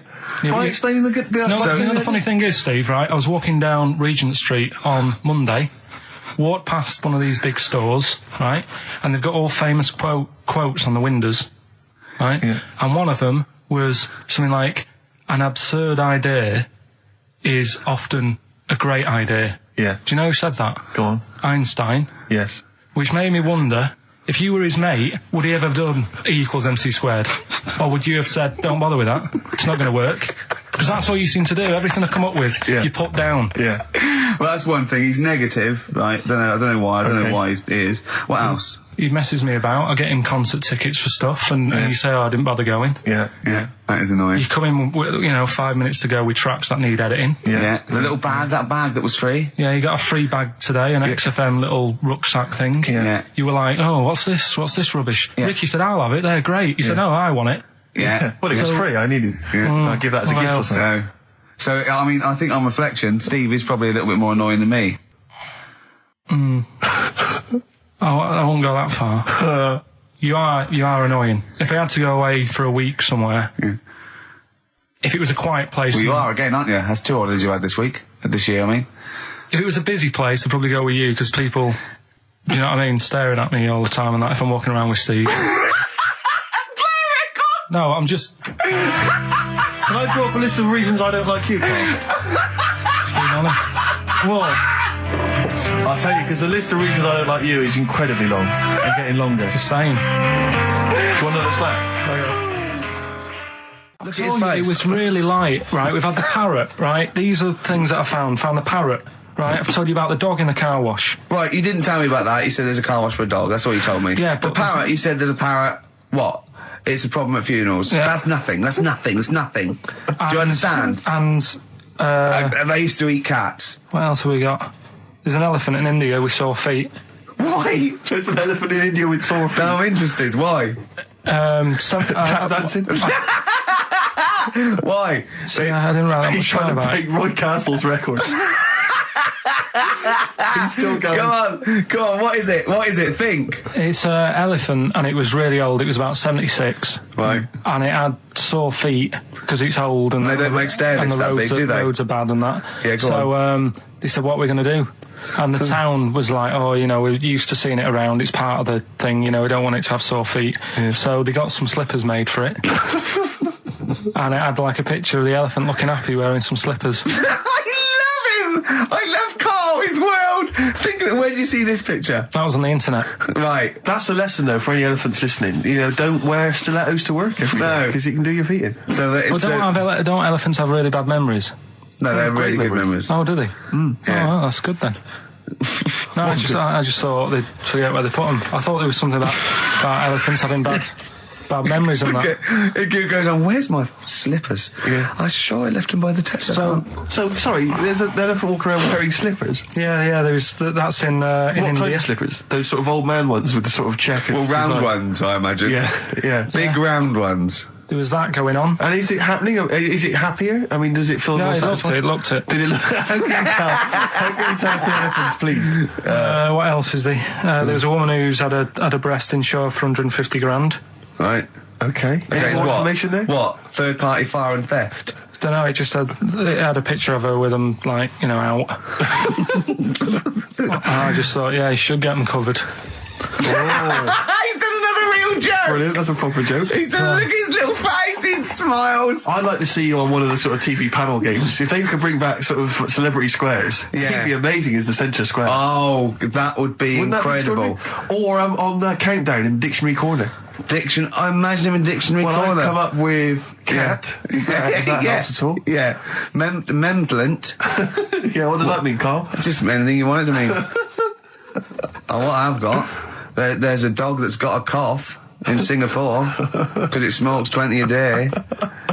Right, okay, another one. No, it's the last one in it, so Yeah. we'll save it. The last one we've got is Clocks from the Coldplay on XFM 104.9. I'm Ricky Gervais, with me Steve Merchant, and back, Karl Pilkington. Hey. He's raring to go. That's nice when you have a bit of time off, isn't it? Yeah, how long have you had off now About then, 3 Carl? weeks. About About 3 3 weeks, weeks, yeah. We can't do that because we're sort of self-employed. We'd be letting people down, but it's different when you get paid anyway whether you turn up or not. But good to have you back. Good to I'm have never off ill. No, It's the good- first time No, I've ever been off ill. Like, Well, no, I mean, just you're off 2 weeks and then you're off. No, I just wish I was the kind of person who could let down an audience I know, of regular really, listeners. yeah, but like I say, Well, no, we spoke to you. You weren't that bad. A cold, you don't go home for a cold. We were discussing this last night in the pub, and you don't go home for a cold. Okay, so moving on. What have we got then? We got some Wasn't great cold, songs. though. I brought in the Smiths. I brought in Buzz Cox. I brought in Neil Young. I know Steve's got some hip hop. Some great hip hop. I've got Hooray! some great Elvis Costello. It's going to be great. Carl, come on, concentrate. You've been away for 3 it's weeks. just annoying. No, stop saying that. What? Because you're annoying me now. Why? Oh, Don't what know. you do? Go home ill? Oh, he's annoyed me. Oh, has he? Yeah, I got wet cheeks and I'm a little bit annoyed. Can I have some time off but still get paid? Yes, of course you can, Steve, Carl. right? He called me up, winding me up about this, and right, I'm 30, right? I'm 30 now. I can only remember being off 2 times. Oh, his memory's going as well. You had some time off. And both of them were when I was at school. School? What's school? One when it was windy.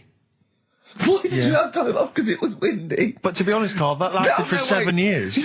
Your time off at school. Why did you have time off? Because it was windy. Were you windy, or was it windy outside? No, it was like when Your auntie wasn't out the window, was she? when the winds were bad in the 70s, and my mum said, "Oh, What do you, whoa. What? I remember space operas and flares. I don't Yeah. remember the winds being bad in the 70s. well, my mum just said, you might get blown into the road, so don't." Do that." She had so much faith in you, didn't she? As a human being. Is that why she got fired from the pie shop? I'm not coming in today, I might get blown into the road. God. Funny thing it was, right, Steve? They had this thing going at school because a lot of people used to wag it back then. You still what? Wag it, sort of not go in, Right. right? And they sort of tried to make it interesting for you by giving you a An education. certificate if you did a full week. Reward for the rest Yeah, of your exactly, life with yeah. achievement. That sort of carrot. And also, like, let you go home at 3 o'clock on a Friday, Right. If you'd done a full week and that. right? Yeah. So it was lovely weather all week. Then it just sort of changed on a Friday, and I got up and it was all windy. It's My always mum windy said, for Friday on 7, isn't it? don't, if you don't go in because, you might get blown into the road and that. So I said, all right, then I'll stay off. And So why did you told you to hold on to a fence or Yeah. walk you there? What's this? Don't go out. if you Immediately get give blown- up. I love this getting blown into the road. Is that based on your cats that kept getting blown into the road? well, so I got to school on the Monday, right? And the teacher said, Took you a right, long time. today, to punish you, you're the only one who wrecked the whole week, right? Everyone else came in, you didn't. So everyone else is going home at 3 o'clock today, but you're not. Brilliant. Serves you right. And I wasn't bothered though. It was great because I said, well, you'll have to stay with me, won't you? And it was Brilliant. great. So all I did for half an hour was doodle and stuff. It was great that afternoon. yeah. And that was ages ago. That was like when I was about 8. And that's one of the times I was off ill. Yeah. So it was, but that wasn't even ill, that was wind. Yeah. Yeah. So Yeah. Yeah, it's a bit different when you're to be honest with adult you- world though, Carl. You can't just not turn up because you've got a bit of a cold or you're a bit fed up. I mean, we had an appointment 4 o'clock Thursday, wasn't it? And he had to call it because I cancelled it. Meeting went on a bit late. Time management. Get things done. If it was important, you'd get it done. Play a record, Carl. Pull your finger out, please. Elvis Costello, Alison. What a great track that is. Beautiful. Well, Carl, we'd better tell them all the new great features we've come up with in the time you were off. Right. Well, we've got the film thing still going. Okay. Yeah. That's where you take a lead role or a major role in a Hollywood blockbuster, which we then give away on VHS worth $6.99. And something new we're trying out because Rockbusters He's dead, thankfully, yes. is it's gone for a bit. It's over. Crosswords. Crosswords. Oh, this sounds intriguing. Where'd you get the idea from? What's the basic format of this? Right, what I've done is I've take like a popular saying from the show. A popular what? Popular saying, something that crops up quite a lot in the show. In our show? Yeah. Yeah. First thing that sprang to mind was there's this hairy Chinese kid. Oh, classic. But more commonly, it would be something like, Carl, you're an idiot. Yeah, Carl, record, you you're idiot. a fool. Carl, you're a fool. Oh, what did you mean? You let us down again. Yeah, You Carl, should where have here. you been? Yeah, you've got a headache, have you, Carl? Yeah. You better have a lie down. Oh. Typical phrases like that, Yeah, sure. typical phrases like that, yeah. Carl, you're a loser. Yeah. Oh, yeah. Right. And what I've done, I've got a load of different songs and took words from the different songs and then joined them together to make There's This Hairy Chinese Kid. And then people have to email in and say what the 5 songs were. It sounds like the most complicated game ever. I'm looking forward to it. Have you heard any of this, Rick? Because I've not heard this at all. I'm not familiar with this. Well, all it is, it'd go like, Eric Chinese Kid, and it's from sort of 4 different songs, and you've got to identify the songs. Right. Wow. How many songs in this, Carl? 5. There's this hairy Chinese kid. Okay. Right. So, And what are the prizes for that? Are these the prizes? Yeah. All right, well, let me tell you what they are. They're not too bad, actually. We've got Live Forever, which I assume is a CD that ties in with this new film. think of that. A well-known phrase from the show, and it's hairy Chinese kid. Yeah. What other? Where would you? There hear is no that other radio show in the life? world. This is. Go on. If you've just tuned in, I mean, what are you do you thinking? think if you've just tuned in? You're going well-known phrase from Shaw, hairy Chinese kid. Oh yeah, classic. They'll be playing that in charades this Christmas. So yeah, this is a CD that ties in with this new film Live Forever, which is all about Britpop, and so there's stuff on there from Oasis, Blur, Pulp, etc. We've also got another Red Dwarf DVD, Marion and Jeff, first series of that, excellent. That's on VHS, sadly, but never mind. And also the very best of Led Zeppelin, a 2 CD set there with all the classics on. So that's not bad prizes, actually. Carl, you've done yourself proud. We've upped it. We're getting serious now. We're playing in the the bigger league. We've upped the stakes. And we want Heat magazine not to lose touch with us just because Rockbusters is gone. Yeah. I think they're still behind us. So we've got film. You appear in a film. We've got crosswords. How is that to do with the crossword? Because I've got words and sort of cross them. Okay. Right, you don't really cross them. But, good. So words. We're playing a game called Words. Word Song. Hello and welcome to Word Song. And obviously I imagine there'll be some more great music. But we've got a new feature, haven't we? Which one's this? Are we doing within the Monkey News, the new feature? Oh, Steve. I'm excited. You know, Monkey News is my favourite feature, so what have you added to it? Explain it. Right, well, there's been loads of stuff going on in the past few weeks, right? But for the times when I struggle, when sort of monkeys have had a quiet week, and there isn't that much news going on, right? Come up with this thing. I sort of speak to an expert. I've spoke to him already. You spoke to an expert, a monkey expert? Yeah. Uh-huh. And I ask him a question. Wow. Right? The feature, it's got a good name. You know, that's the way I work. Yep. Cheapest chimps. Right? Okay. And what I do, I ask them a question about, how much does it cost to, keep one? How much does it cost to, feed one for a week? Yeah. All this sort of stuff. So I give out like a monkey story, and if that isn't enough for people, they'll also learn something else at the end of it. Right. Yeah. So like... It sounds fascinating, can I say right now? Yeah. That's just some of the things that we've come up with. Play a record, Carl. Please still continue to listen there. Yeah. Richard Ashcroft. Buy it in bottles on XFM 104.9. Ricky Gervais, Steve Merchant, Karl Pilkington. Carl, I need the phone number of your girlfriend. Let me explain why. I was lucky enough, once again, to be on your quiz team this week. Ricky, Still to beat me. He's still to beat me with his team, yeah.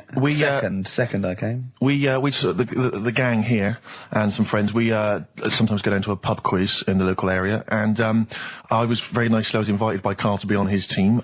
Twice now I've been on that team. Ricky's always on another team. And what can I say, Carl?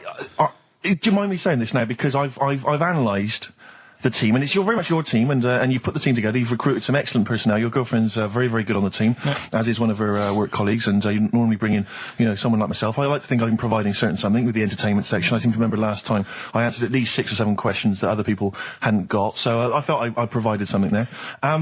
Carl, I rather like John Harvey Jones, who used to be called in to sort of troubleshoot companies. I see why you are not winning, ever. And it's a rather pricey contest, isn't it? It costs a tenner to enter per person, and unless you get in the top 3, you're not going to get to see your money back. No. So I think you're going to maybe need to step down from the team because, Karl, I'm not sure. I am not sure. You consider yourself a kind of player manager, but frankly, I'm not sure you're providing enough. Right. See, this is funny because as bad as I imagine you are, I don't think Steve would make it into my team, so he's getting a bit cocky here. I want to know what your opinion of him, because he's told me he's great on it. Well, you bang out of order, first of all. Okay. Do you have a good night when you're with us? I tell you what, I wish I'd lost a tenner every time I've come down. That would have improved it. You point out there about the football analogy. Mm-hmm. Alex Ferguson, when did he score a goal? Right. He doesn't. He tells the others how to do it. Right? That's He my doesn't role. take up one of the 11, though, does he? No, exactly. It's not like you can only field 10. Because we only got 10 again. I want to be in the 11. Exactly. He's not running around in midfield, falling over. Yeah, shouting, "Oh, what have I told you?" Yeah. No. Right. I'll admit. And there's a limit of 5 players. We should explain that. That's the point. Yeah, there's only 5 players on the team. But it was pretty tricky on Tuesday, though, wasn't it? It was one of the tougher... Tell everyone the one question you got right. Something about... Well, tell us the answer. The 2 words you had to say to get the answer. Danny Minogue. Danny Minogue. That was what you provided, Danny Minogue. Is this valuable? Well, no, not really, because there was at least 2 of us who also knew the answer. Oh, well, we gave him. No, exactly. We gave it to Karl. We massaged his ego. I just feel Karl. Do you know what? I feel a bit bad now because I just he had a crushed face. Then. Can I just tell you right now? He just can't believe this. Can I just tell you right now? I think the problem is this. I think there's that precious 5th position that is not being filled at the moment, I think, consistently enough by a decent player, right? You've got a solid team. I'm thinking if you want to remain on the team, you are going to have to pull your finger out and find a 5th member that is going to provide, and I'll tell you where the weaknesses are. I can tell you right now, mate. The weaknesses are natural history and science. Something which Ricky Gervais is scoring on week in, week out on his team. There is a few. Now, if he was available for a transfer, we could be fine.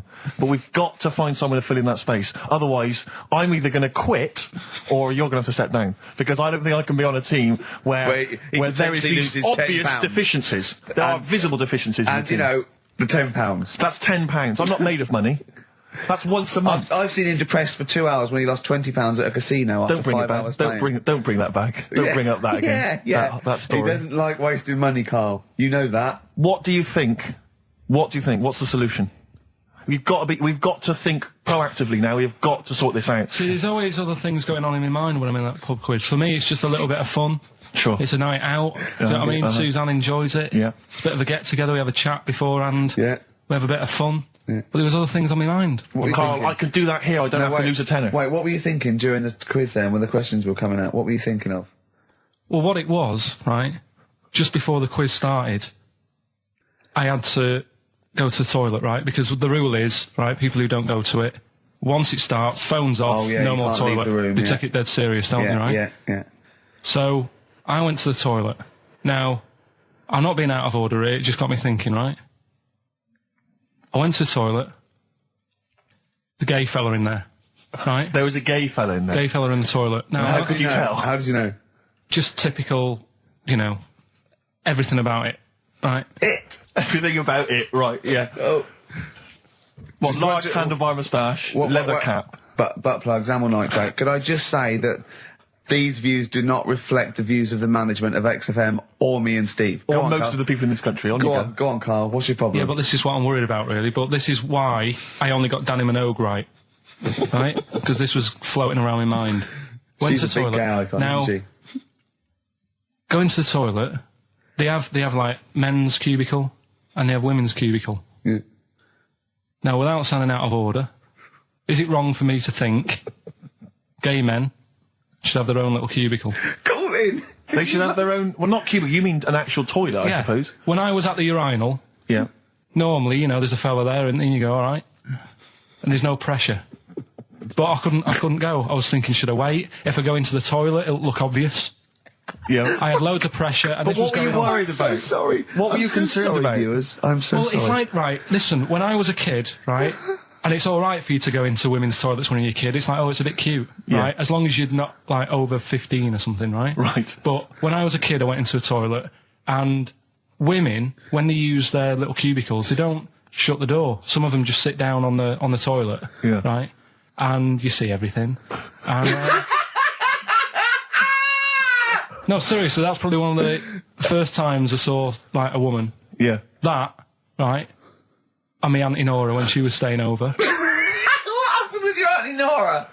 She was, she's into wearing caftans. Into wearing what? You know, caftans. Oh, yeah. What are caftans? Big, bellowy sort of dresses. Right.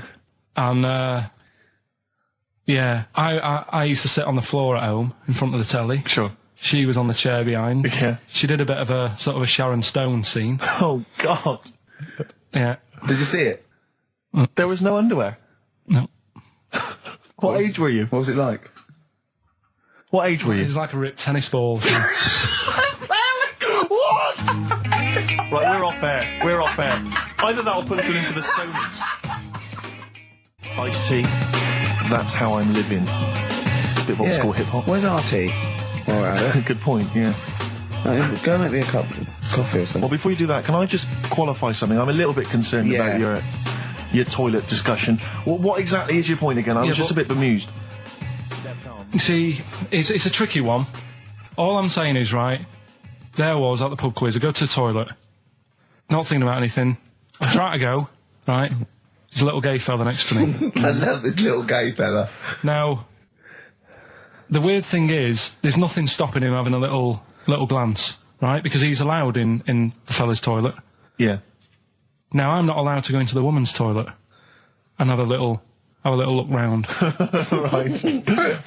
So all I'm saying is, should they have another toilet area? What, for gay people? Yeah. And so this would be gay men and lesbians? Is that going to complicate things? Well, I mean, I can only assume. I mean, to what point? I'll ask you a question, right? If you're intimidated, that's a shame. But you know, most gay men aren't looking at your knob. You know that. What do you mean? I can only say that 99.9% of gay men who use a urinal standing next to what they assume is a heterosexual man aren't looking at his knob. And what they're doing then? They're emptying their bladder. No, but the thing is, I can't talk politics for Carl. you're saying, like, you know, about would you have one toilet for lesbian women and gay fellas, right? Well, does that mean? Yeah, would it be mixed? Would it just be? Well, would it have a man on one? That's heterosexual man. One little picture of a woman, the other, and then what? What would the little icon be? A man and a woman? A man and a woman. Just having a chat? Yeah.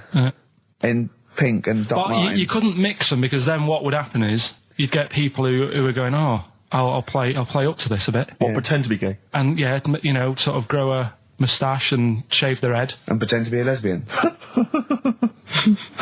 Right. Yeah. So, I see. So, you know, people pretending to be gay so they could go in and have a look at the lesbians. Yeah. Right. So that would mean that we need 4 cubicles now, would we? Yeah, no, this is fine. 4 cubicles. So every pub How now... many toilets do we need at Every the pub's moment? now got 4 toilets. Oh, Carl, bisexuals. Yeah. Now, interesting. Bisexuals. How many toilets do we need now? Call the council. Do you use any? Huh? No. No, because they're interested in everything, aren't they? Because a little bisexual fella will be looking at your knob. Right, with them, Yeah. what you do, you just have a door, you open it, and there's one urinal there, so you can't get a queue. They have to sort of wait. I just thought that, well, why can't there just be a thing between the urinals? So no one can look at anyone else's knob. Wait a minute. Just to go back to Ricky's point, what stops, even if we've got the toilet for gay men, what stops the gay men who want to have a look at your willy going in the regular toilet and pretending that they're straight? Most men don't Who is going to police this? don't wear gay across their No, head. exactly. They don't have a tattoo. There's no branding yet in the British house where they have to declare. So we're going to have to expand this. What so we've do all you- got to carry identity Do you know cards. you can see a gay, can you? Coming a mile off. No? No, I'll just hold it in next time. No. Can you tell gay men? Do you know a gay man? I'd say probably if you did if you lined some people up Yeah. and said point them out, I reckon I'd get. But hold on, we're not talking about people dressed in leather with the arse cut out and an handlebar moustache. Yeah. We're talking about, everyday, No, non-seen. of course, Oh, no. well, yeah, but I mean, suppose I put you in a room and there was 10 naked men, right? Yeah.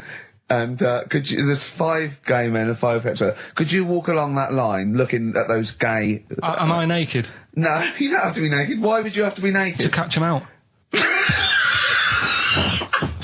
a record! How would you catch them out? Don't go into it. Don't go into it. Don't go into it. Play a record. Miserable now. Would you share a toilet with Morrissey? From Manchester, you'd have a lot to talk about, wouldn't you? Yeah.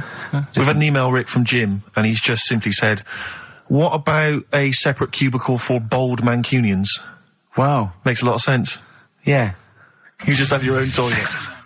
The Thrills, One Horse Town on XFM 104.9, Ricky Gervais, Steve Merchant and Karl Pilkington. Now, Karl Pilkington is getting ready.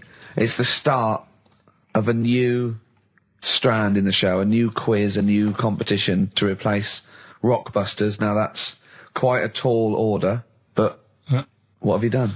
Right, like I said, right, if you've only just tuned in, what it is, I've took, and I'll be taking, a well-known saying every week from the show, something that crops up a lot. First one that sprang to mind was... There's a little gay fella standing next to me in the urinal?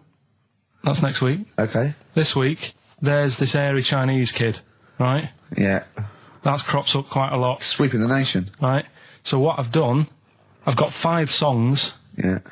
and I've edited them together to make that saying. You've got words from songs where any part of that sentence occurs to recreate it. Yeah. Now, what do they need to do? Do they need to say what the song is? Just the 5 songs? I mean, I was going to say song and artist, but if you want, just a song. So there's 5 things there, and if someone doesn't get all 5, it's still worth emailing in because we might give it to the one who's got the most, and then... Yeah. Can I suggest we go for artist rather than song? Only because sometimes it's quite tricky to get a song title. Sometimes it's very odd, or it's not quite what you think it is. So maybe artist is an easier one. Are you happy with that, Carl? It's your that all right? composition. I mean, Steve always does this whenever I come up with an idea. Oh, yeah. I'm just trying to make sure it's just the best it can be, Carl. Yeah. Yeah, no, he came up with a few game shows and Steve was going, no, it's no good. And Carl said to me, he said, it's the one of The Office ever got on telly. Yeah, but... Well, we shall see how Cheapest Chimps plays out. But frankly, the fact that you said to me, Steve, I've come up with the best game show ever. It's called Cheapest Chimps. What's the idea? I don't know. I just like the name. It's something to do with chimps. I thought, well, I'm not sure that's the best game show ever. And what was the other one you came up with that you told me I think about? a few people will be disagreeing with him, Carl. I think people will say that Cheapest Chimps could be the best game show ever. You know, when I was at school, people like you, I really didn't like. You're a stirrer, Gervais. He flits, doesn't he, from one side to the next, Carl. The one thing, we may argue, mate, but at least we're consistent. Ricky Gervais flipping from one side to the other. One day he's on Carl's side. When was the last time Steve wrestled you to the ground and got you in a leg clamp? No, you're right. Never. What, is that supposed to be a good thing? Well, did you see us? Yeah, I saw you struggling in Carl's office earlier. He was punching my legs to release me. We were on the floor, and I was squeezing him with my mighty legs, wasn't I, Carl? Right. It was like, I imagine that's what a crab feels like when an octopus has got it. We were playing that, weren't we? So anyway... So, I'll play you this clip now. It's 10 seconds long. We'll play it a couple of times because you'll need to take it in. So here it is then. What are we saying? We're saying artists? Let's go with artists. Artists. So email in ricky.gervais@xfm.co.uk. Name the 5 artists it has taken to make up the saying, Give there's that this email airy address Chinese again. kid. Give that email address again. ricky.gervais@xfm.co.uk. There's this airy Chinese kid. Here we go.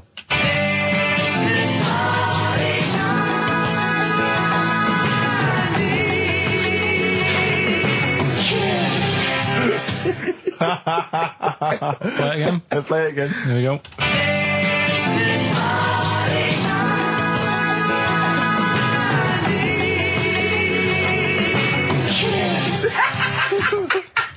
I think you better play it once more. Oh, I've got them. Have you got them all? Yeah. That's nice work. Here we go.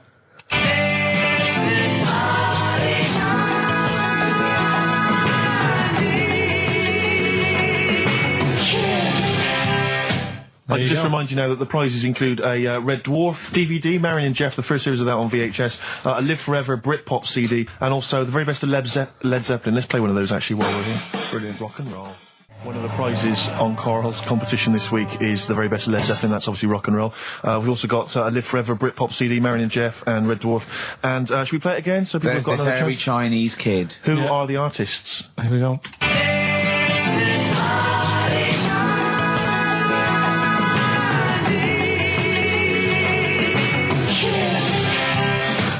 It's tricky. It's not very easy. Once more. One more.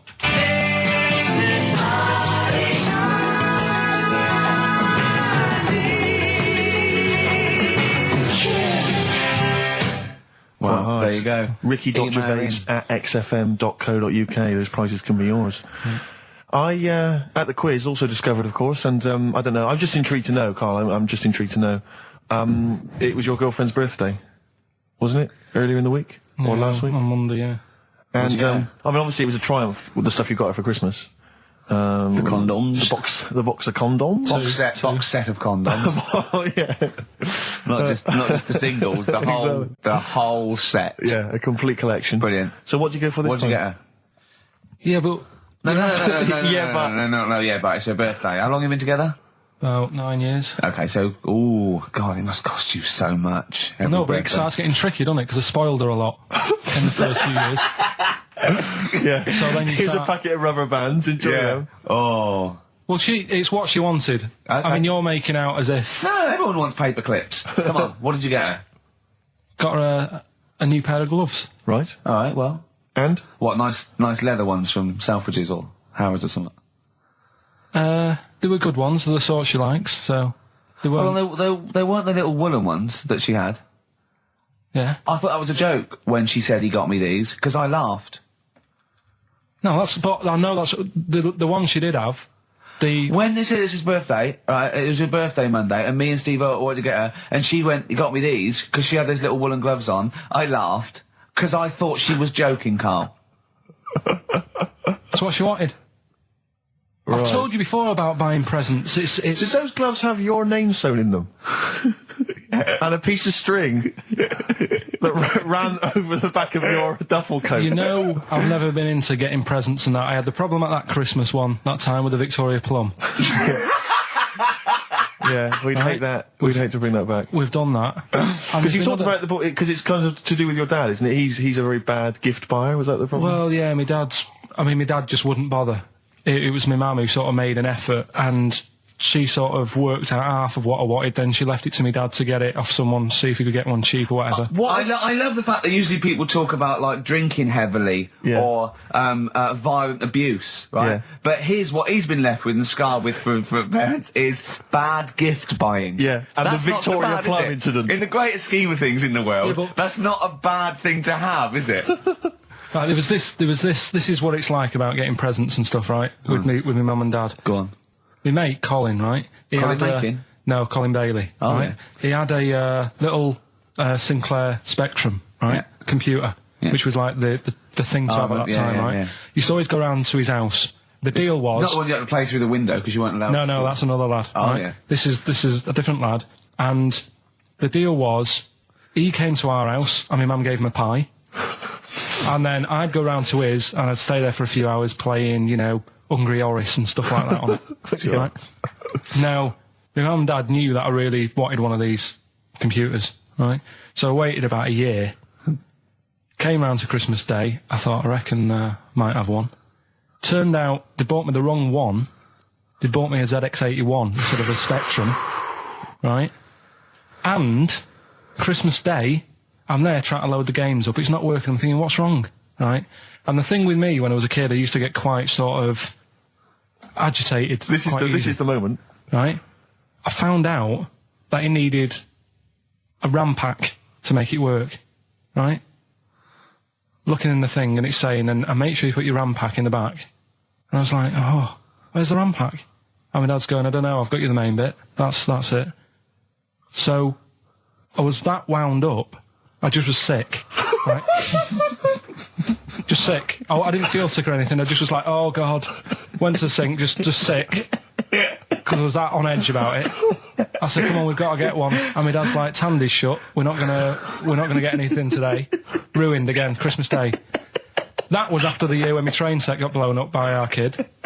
following year, no RAM pack. And now you ask me why don't I get good presents? He's scarred. He just I'm threw gonna up. die. Honestly, I'm gonna die. He's just screaming sick. Yeah. There's no RAM pack. What? Did you get to the bottom of it? Why wasn't there a RAM pack? You have to buy them separate. Oh, It's one of them okay. cons. What do you mean I can't play Frogger? Oh no. So, wasn't there another incident when you threw up? Spontaneously threw up? Oh. Through sheer anxiety? I do get it. It's not so much now because I've relaxed a bit, but as a kid I used to be quite on edge all the time with certain things. Do you think that's what happened to your The cat wind. that kept being sick? That it didn't get the food it wanted, and it just threw up. Do you remember that? Yeah, yeah. God. So they shaved it. Yeah, but again, you see, the cat thing, I mean, it's mad. I was thinking about it the other day, right? I used to think I had quite a normal upbringing, You didn't. right? And someone was talking Your about the mother cat. once told you not to go to school because it was windy, Carl. It was Yeah. not Right. a normal The upbringing. cat was being sick, so she shaved it, so it was easier to clean. Right, well, my mum and dad went on holiday, right? And I stayed at the Rosses down the road. Oh, yeah. Only a kid, must have been about 5 or something, right? And I was always running around in the house. I had a lot of energy as a kid. What the Rosses did, they had this cat that was dead violent, the most violent sort of angry cat I have ever witnessed. A tiger. It was honestly, Steve, if it was bigger, it would have been, because it was just always having a go at you. Yeah. If you went to pat it on the head, it went to bite you and stuff. And what they used to do with it, to stop me running around, I'd sort of be running around, and then I'd get a bit tired, and they'd say, have a lie down on the settee. So I'd lie down on the settee and I'd nod off. And what they used to do, I'd wake up and I've put the cat on my belly. Right? So I'd be scared to move because it's like it's going to get me. But it would keep you there. It kept me there, and it used to sort of slaver on me, and they'd sort of, go out or whatever, and I'd be lying there. That's not normal, is it? Carl, sorry, were you created by the Brothers Grimm for one of their fairy tales? What kind of a life is that? A cat paperweight to keep Carl in place. He keeps blowing around. It's windy. We'll have to weigh him down. Be careful. Your mum probably told him that it's a windy day. You got to get something heavy on him. Otherwise, he just gets blown into the road. God. Bless him. Carl, let's just hear your thing once more. Give One people more a time. final chance. All right, here we go.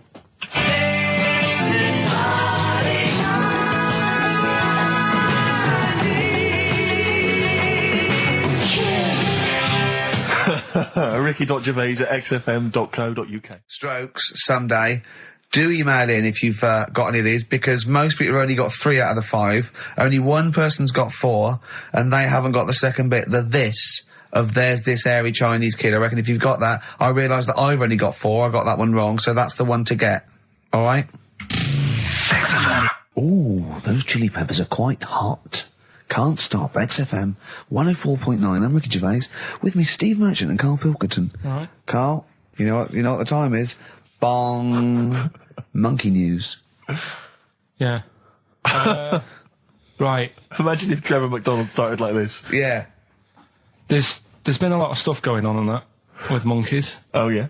I was mentioning earlier how we're sort of making the feature grow a bit, right? So I'm thinking, I haven't told you, Steve, either. I've actually been asked to write a thing about monkeys. A poem? No, for a magazine called Something Apes. Right. They want me to do like a column, 500 words About monkeys. anything I want on monkeys, anything. What are you going to write? Don't know. Think about it. Well, give him a typewriter. I come up with Shakespeare eventually. Yeah. You could write about that. Why didn't you write about that? The fact that you don't believe it. You don't believe that an infinite number of monkeys could type because he was Shakespeare. Because you reckon most of them hadn't read Shakespeare, so they wouldn't know some of the spellings. Exactly. It wouldn't happen. You idiot. Get on with it. All right. There's been a few things, but one that springs to mind is they found a load of monkeys somewhere. Right? This is brilliant. Yeah. I mean, imagine this if this was news. Yeah. Go on. Where? Somewhere. I think it was in. 17th century? It doesn't matter that bit. Right? Okay. Found a load of monkeys that are having a good chat. Go on. They're having a good chat. All right. They found monkeys that can talk. Yeah.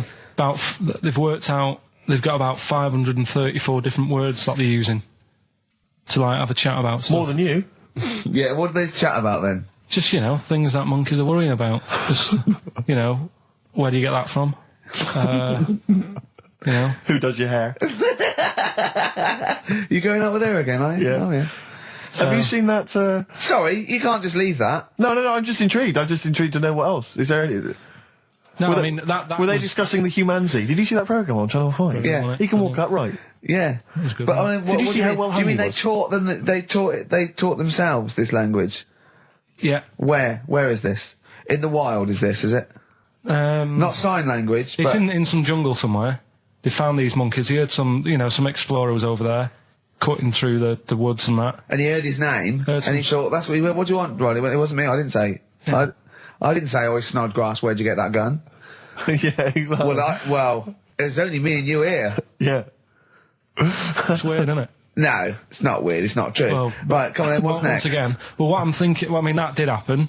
So, well, And to sort of add to that feature, that's not true. we're doing cheapest chimps. Right. Can I just say now to the audience, if you thought that Rockbusters was bad, if you thought that piece of rubbish earlier about the Chinese hairy kid was bad, I'm suspecting this is going to be really not very good at all. I'm just pointing the finger. What do you think of it? What do you think of his negativity, Carl? He keeps doing it.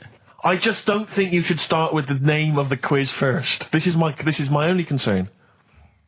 You come up with cheapest chimps, and now you're trying to construct a game around that. see, And I'm well- not sure it's a proper... Well, okay, what is the game? Let's hear it. Right, it's about a chimp, right? Surprising. Spoke to an expert about him. Who was the expert?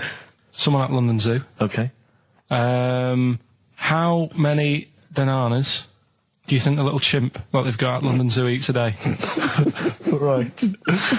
How many bananas does a little chimp at Can London they Zoo call eat? in for No, this? I'd leave it. I'm just testing it out on Steve because we've already got an email thing going on here. So how many bananas do they eat a day? One chimp per day, how many bananas? Yeah. How many bananas does a chimp eat a day? And does this mean that... Because sometimes I've seen them on the telly, they peel one, they'll just eat a bit of it, then they'll throw it away. We're talking a whole banana? How many bananas does it eat a day? How many bananas do you eat a day? Getting angry. Come on. Well, I'll try and have 2 if I've got time, but I'm pretty busy. Well, I'll go swinging on your tyre. How many do you I reckon? think a little monkey, tiny little monkey, per day, over the course of a day, I reckon he probably eats 15 bananas. Right, Ricky, what are you going for? Little chimp at London Zoo. But hold on, but presumably they don't only feed it bananas. So Okay. so the question is, It's how many bananas does it eat? Come on, yeah, but Rick. how many does it get given? It would eat 15 if it was given 15, but it might be given one slice of banana, 15 oranges, 200 potatoes, and some lettuce. How many bananas does it eat? Come on. It's just- 5. have a guess. 5? Yeah. Right. It's only 1. Yeah, because it only gets given one. Cheapest chimps. What? So it's pretty cheap to have a chimp. Right. I'm on your side now, Steve. I don't understand what happened then.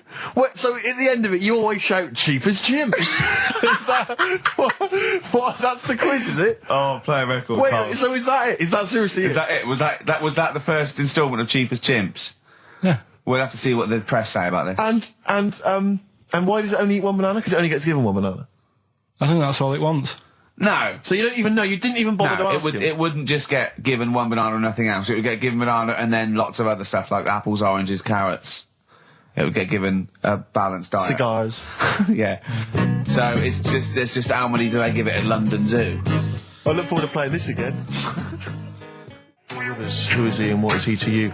We have not had any successful answers on your quiz, Carl. We've had people That's who've got what you get a when you maximum put of 4. a duck in a microwave. Yeah, yeah. Bill Withers. Nice.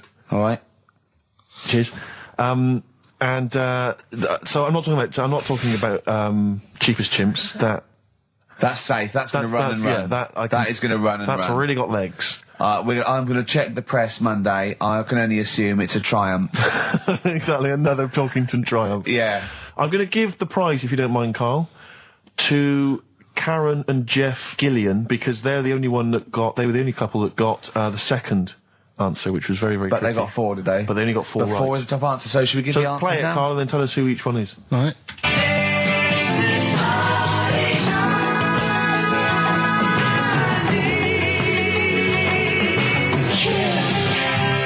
So there you go. I didn't know the second one. There's Play it this again. hairy Chinese kid. So the first one, the Lars. There she goes. Right? That's George Harrison. No? That's Philip Bailey.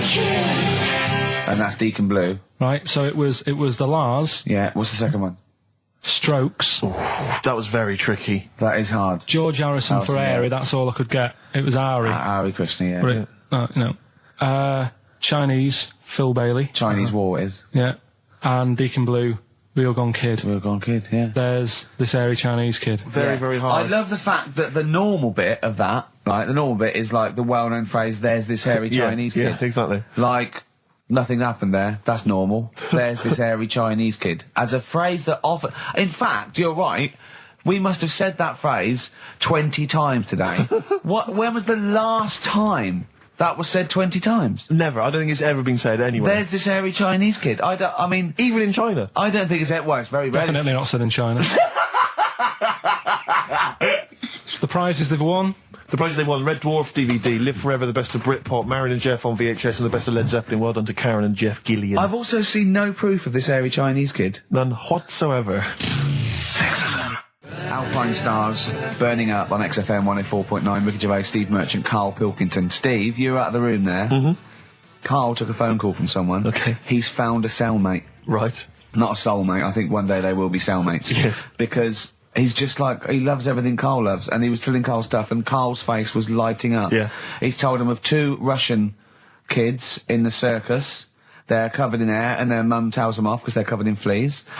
Karl said, see, that annoys me again, innit? They do something else. And the bloke went, yeah, they should just make money out of being hairy. And Karl went, exactly. And he said, have you heard of the 3-legged juggler? And the bloke went, no, what's that? He went, that annoys me as well. Because he thinks they shouldn't have done juggling, they should have done football. Do you know what I mean, though, Steve? What do you mean a 3-legged juggler? What are you talking He's a about? famous 3-legged juggler. Oh, he's mega famous. He's like the Beckham of wherever he's from. But the other day I was looking in, I don't know, Bizarre magazine or something, right? And there was this fella who, he had no arms. So you saw a picture of him, his job was fixing watches, did it with his feet. Go on. Well, it's just, why pick the most hardest job to do when you haven't got any hands? Crush grapes. Or... Do you know what I mean? That annoys me. Oh, crush grapes! Imagine him being told that, and he comes into the careers advisory where I go, now, what do you want to do, Hargreaves? Make watches? Right, take a look at your arms. Crush grapes, mate. Sorry? You're a grape crusher. Next. Brilliant. Brilliant. I would love you to be a career advisory in some sort of clinic. It'd be brilliant. I like the fact that it annoys you. Here's a man, he's got no arms, he has learned to fix watches with his feet. Yeah. An incredible talent, incredible skill, he's utilising that brilliantly. That's annoying to you. You are angered by it. Right, I'm only being honest. Now, you be honest, right? Your watch is broke. Who would you go to? You're in a rush. You need it fixing in a rush. Now, you need some fresh wine.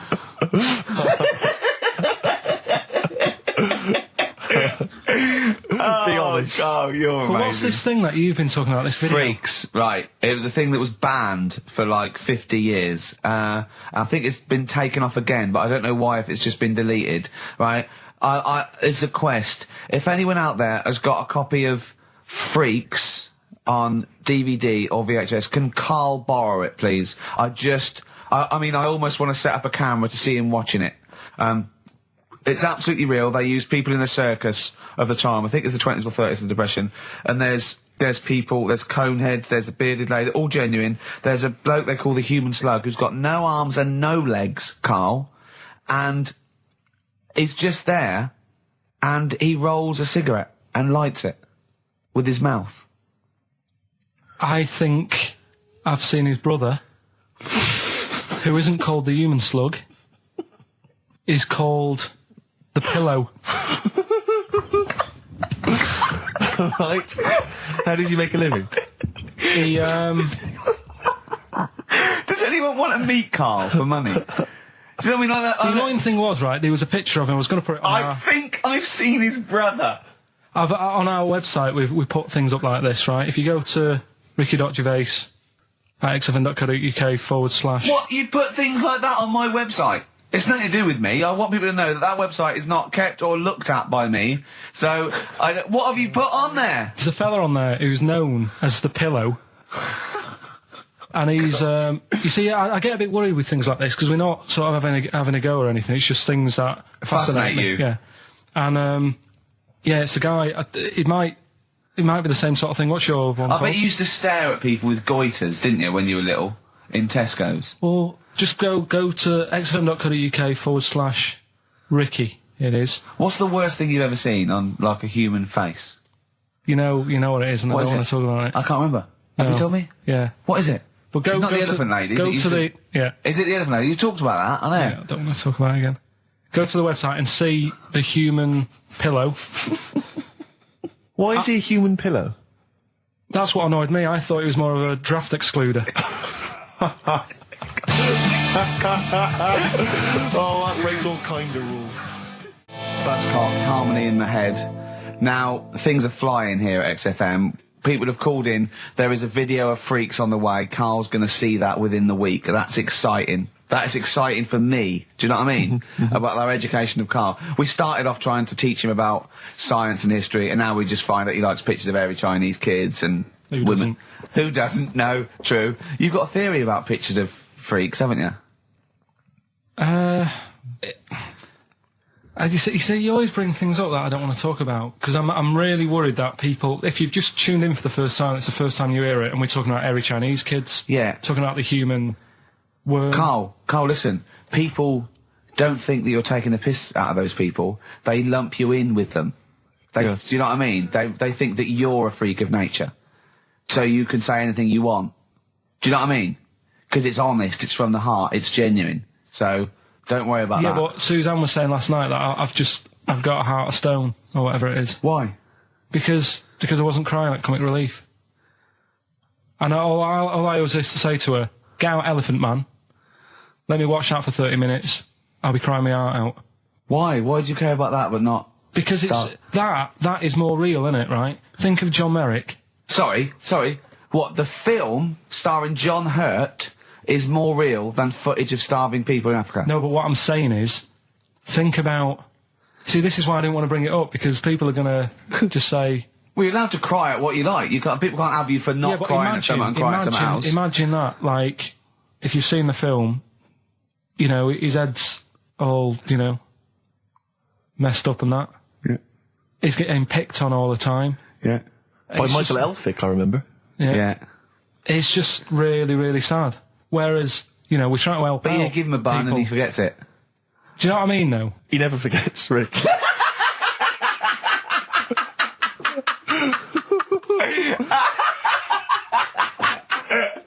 Oh, dear. Anyway, Oh, God. we're giving away stuff again. Yeah. Time Tell for me the your theory about freaks who have their picture taken. No, I'd leave it. Leave No, it. can I tell we'll you? do it next week, then. Can I tell you what this Go is? on, quickly, what is it? Right, when he sees a little picture, like in his books he's got, he carries round those things, right? And there's like a fella with a little head with some like able-bodied people. He goes, the only reason they got to take that picture, right, was so they could show their mates, say, look at me, the little fella with a little head. That's his theory. Yeah. So every picture of a freak, they're being... Right, Steve, let me describe the picture to you. This little fella with a little head Right. playing on the piano. I've seen it. All his family stood around and mates and that. When have you ever seen a picture of someone playing the piano and everybody wants to be in on it? Doesn't happen. Maybe it was one of those kind of Christmas cards they sent out to everyone. It wasn't. You could see one of them was like in a rush to go away. He was probably planned to go out, and he was like, "But they were taking a picture. It's I'll be in it then before I go out." And it was all. He's out of order. Yeah.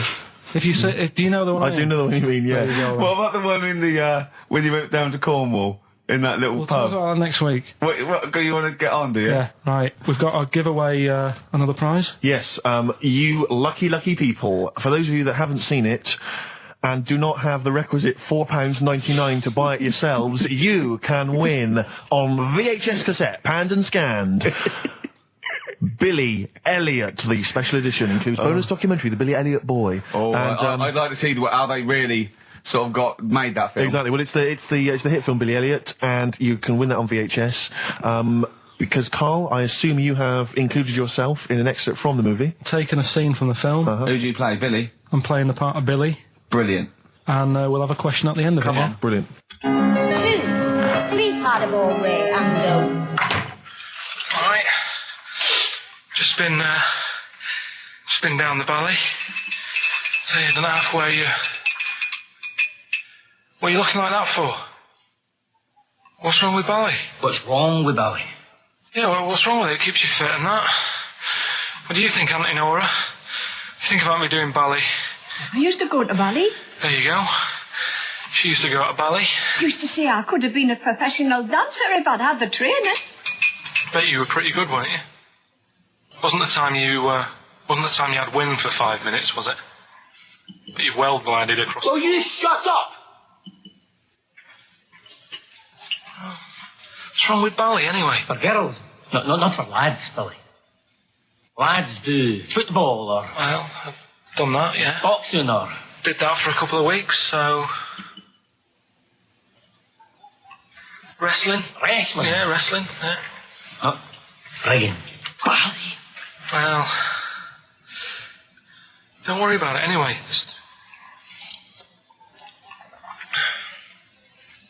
Is it alright if my mate Wayne stays over tonight? He just wants to sleep over. He's just coming over to... Wayne, sleep? Yeah, he just stays over. I'm not gay or anything, he's just... I don't fancy him, I'm not... Yes, you do. I don't... Yes, you bloody well do.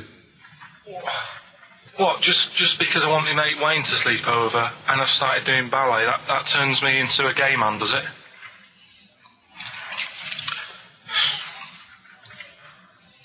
You haven't seen my Village People album lying around. You're asking for a hiding. Just joking, just having a laugh. Just didn't mean... I've had enough in here, I'm going out. No, from now on, you stay here. You look after your nana. Got it?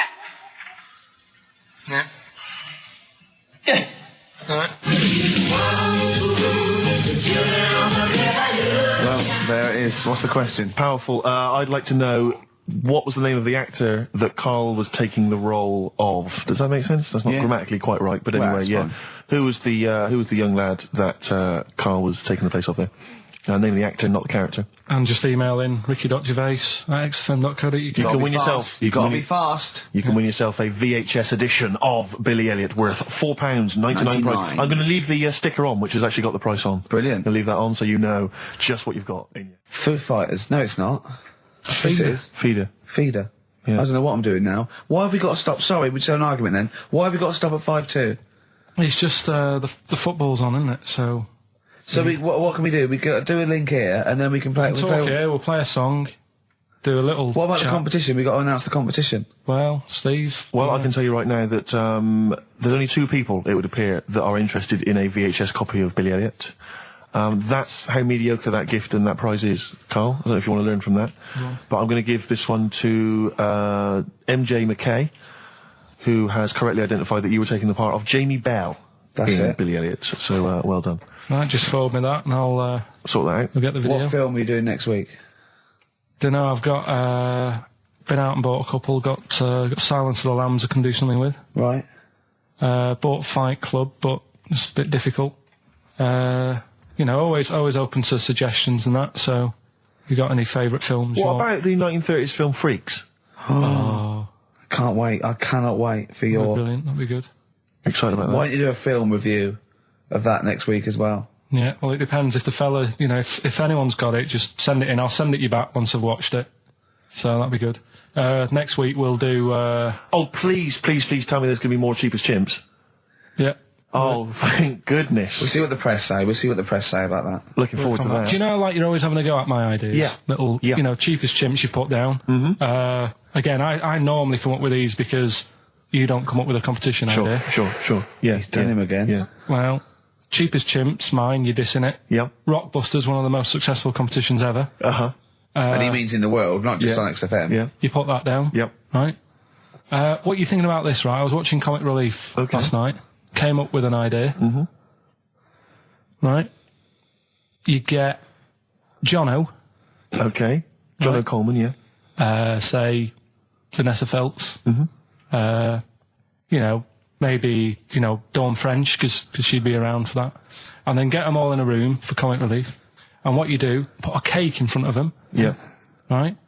And like, you don't feed them. And like, they're going, oh, I'd love a bit of that cake. Right? It's called Famine Academy. Right. Right? Whilst they lose pounds, they get pounds. Right. What do you think? Play a record, Carl.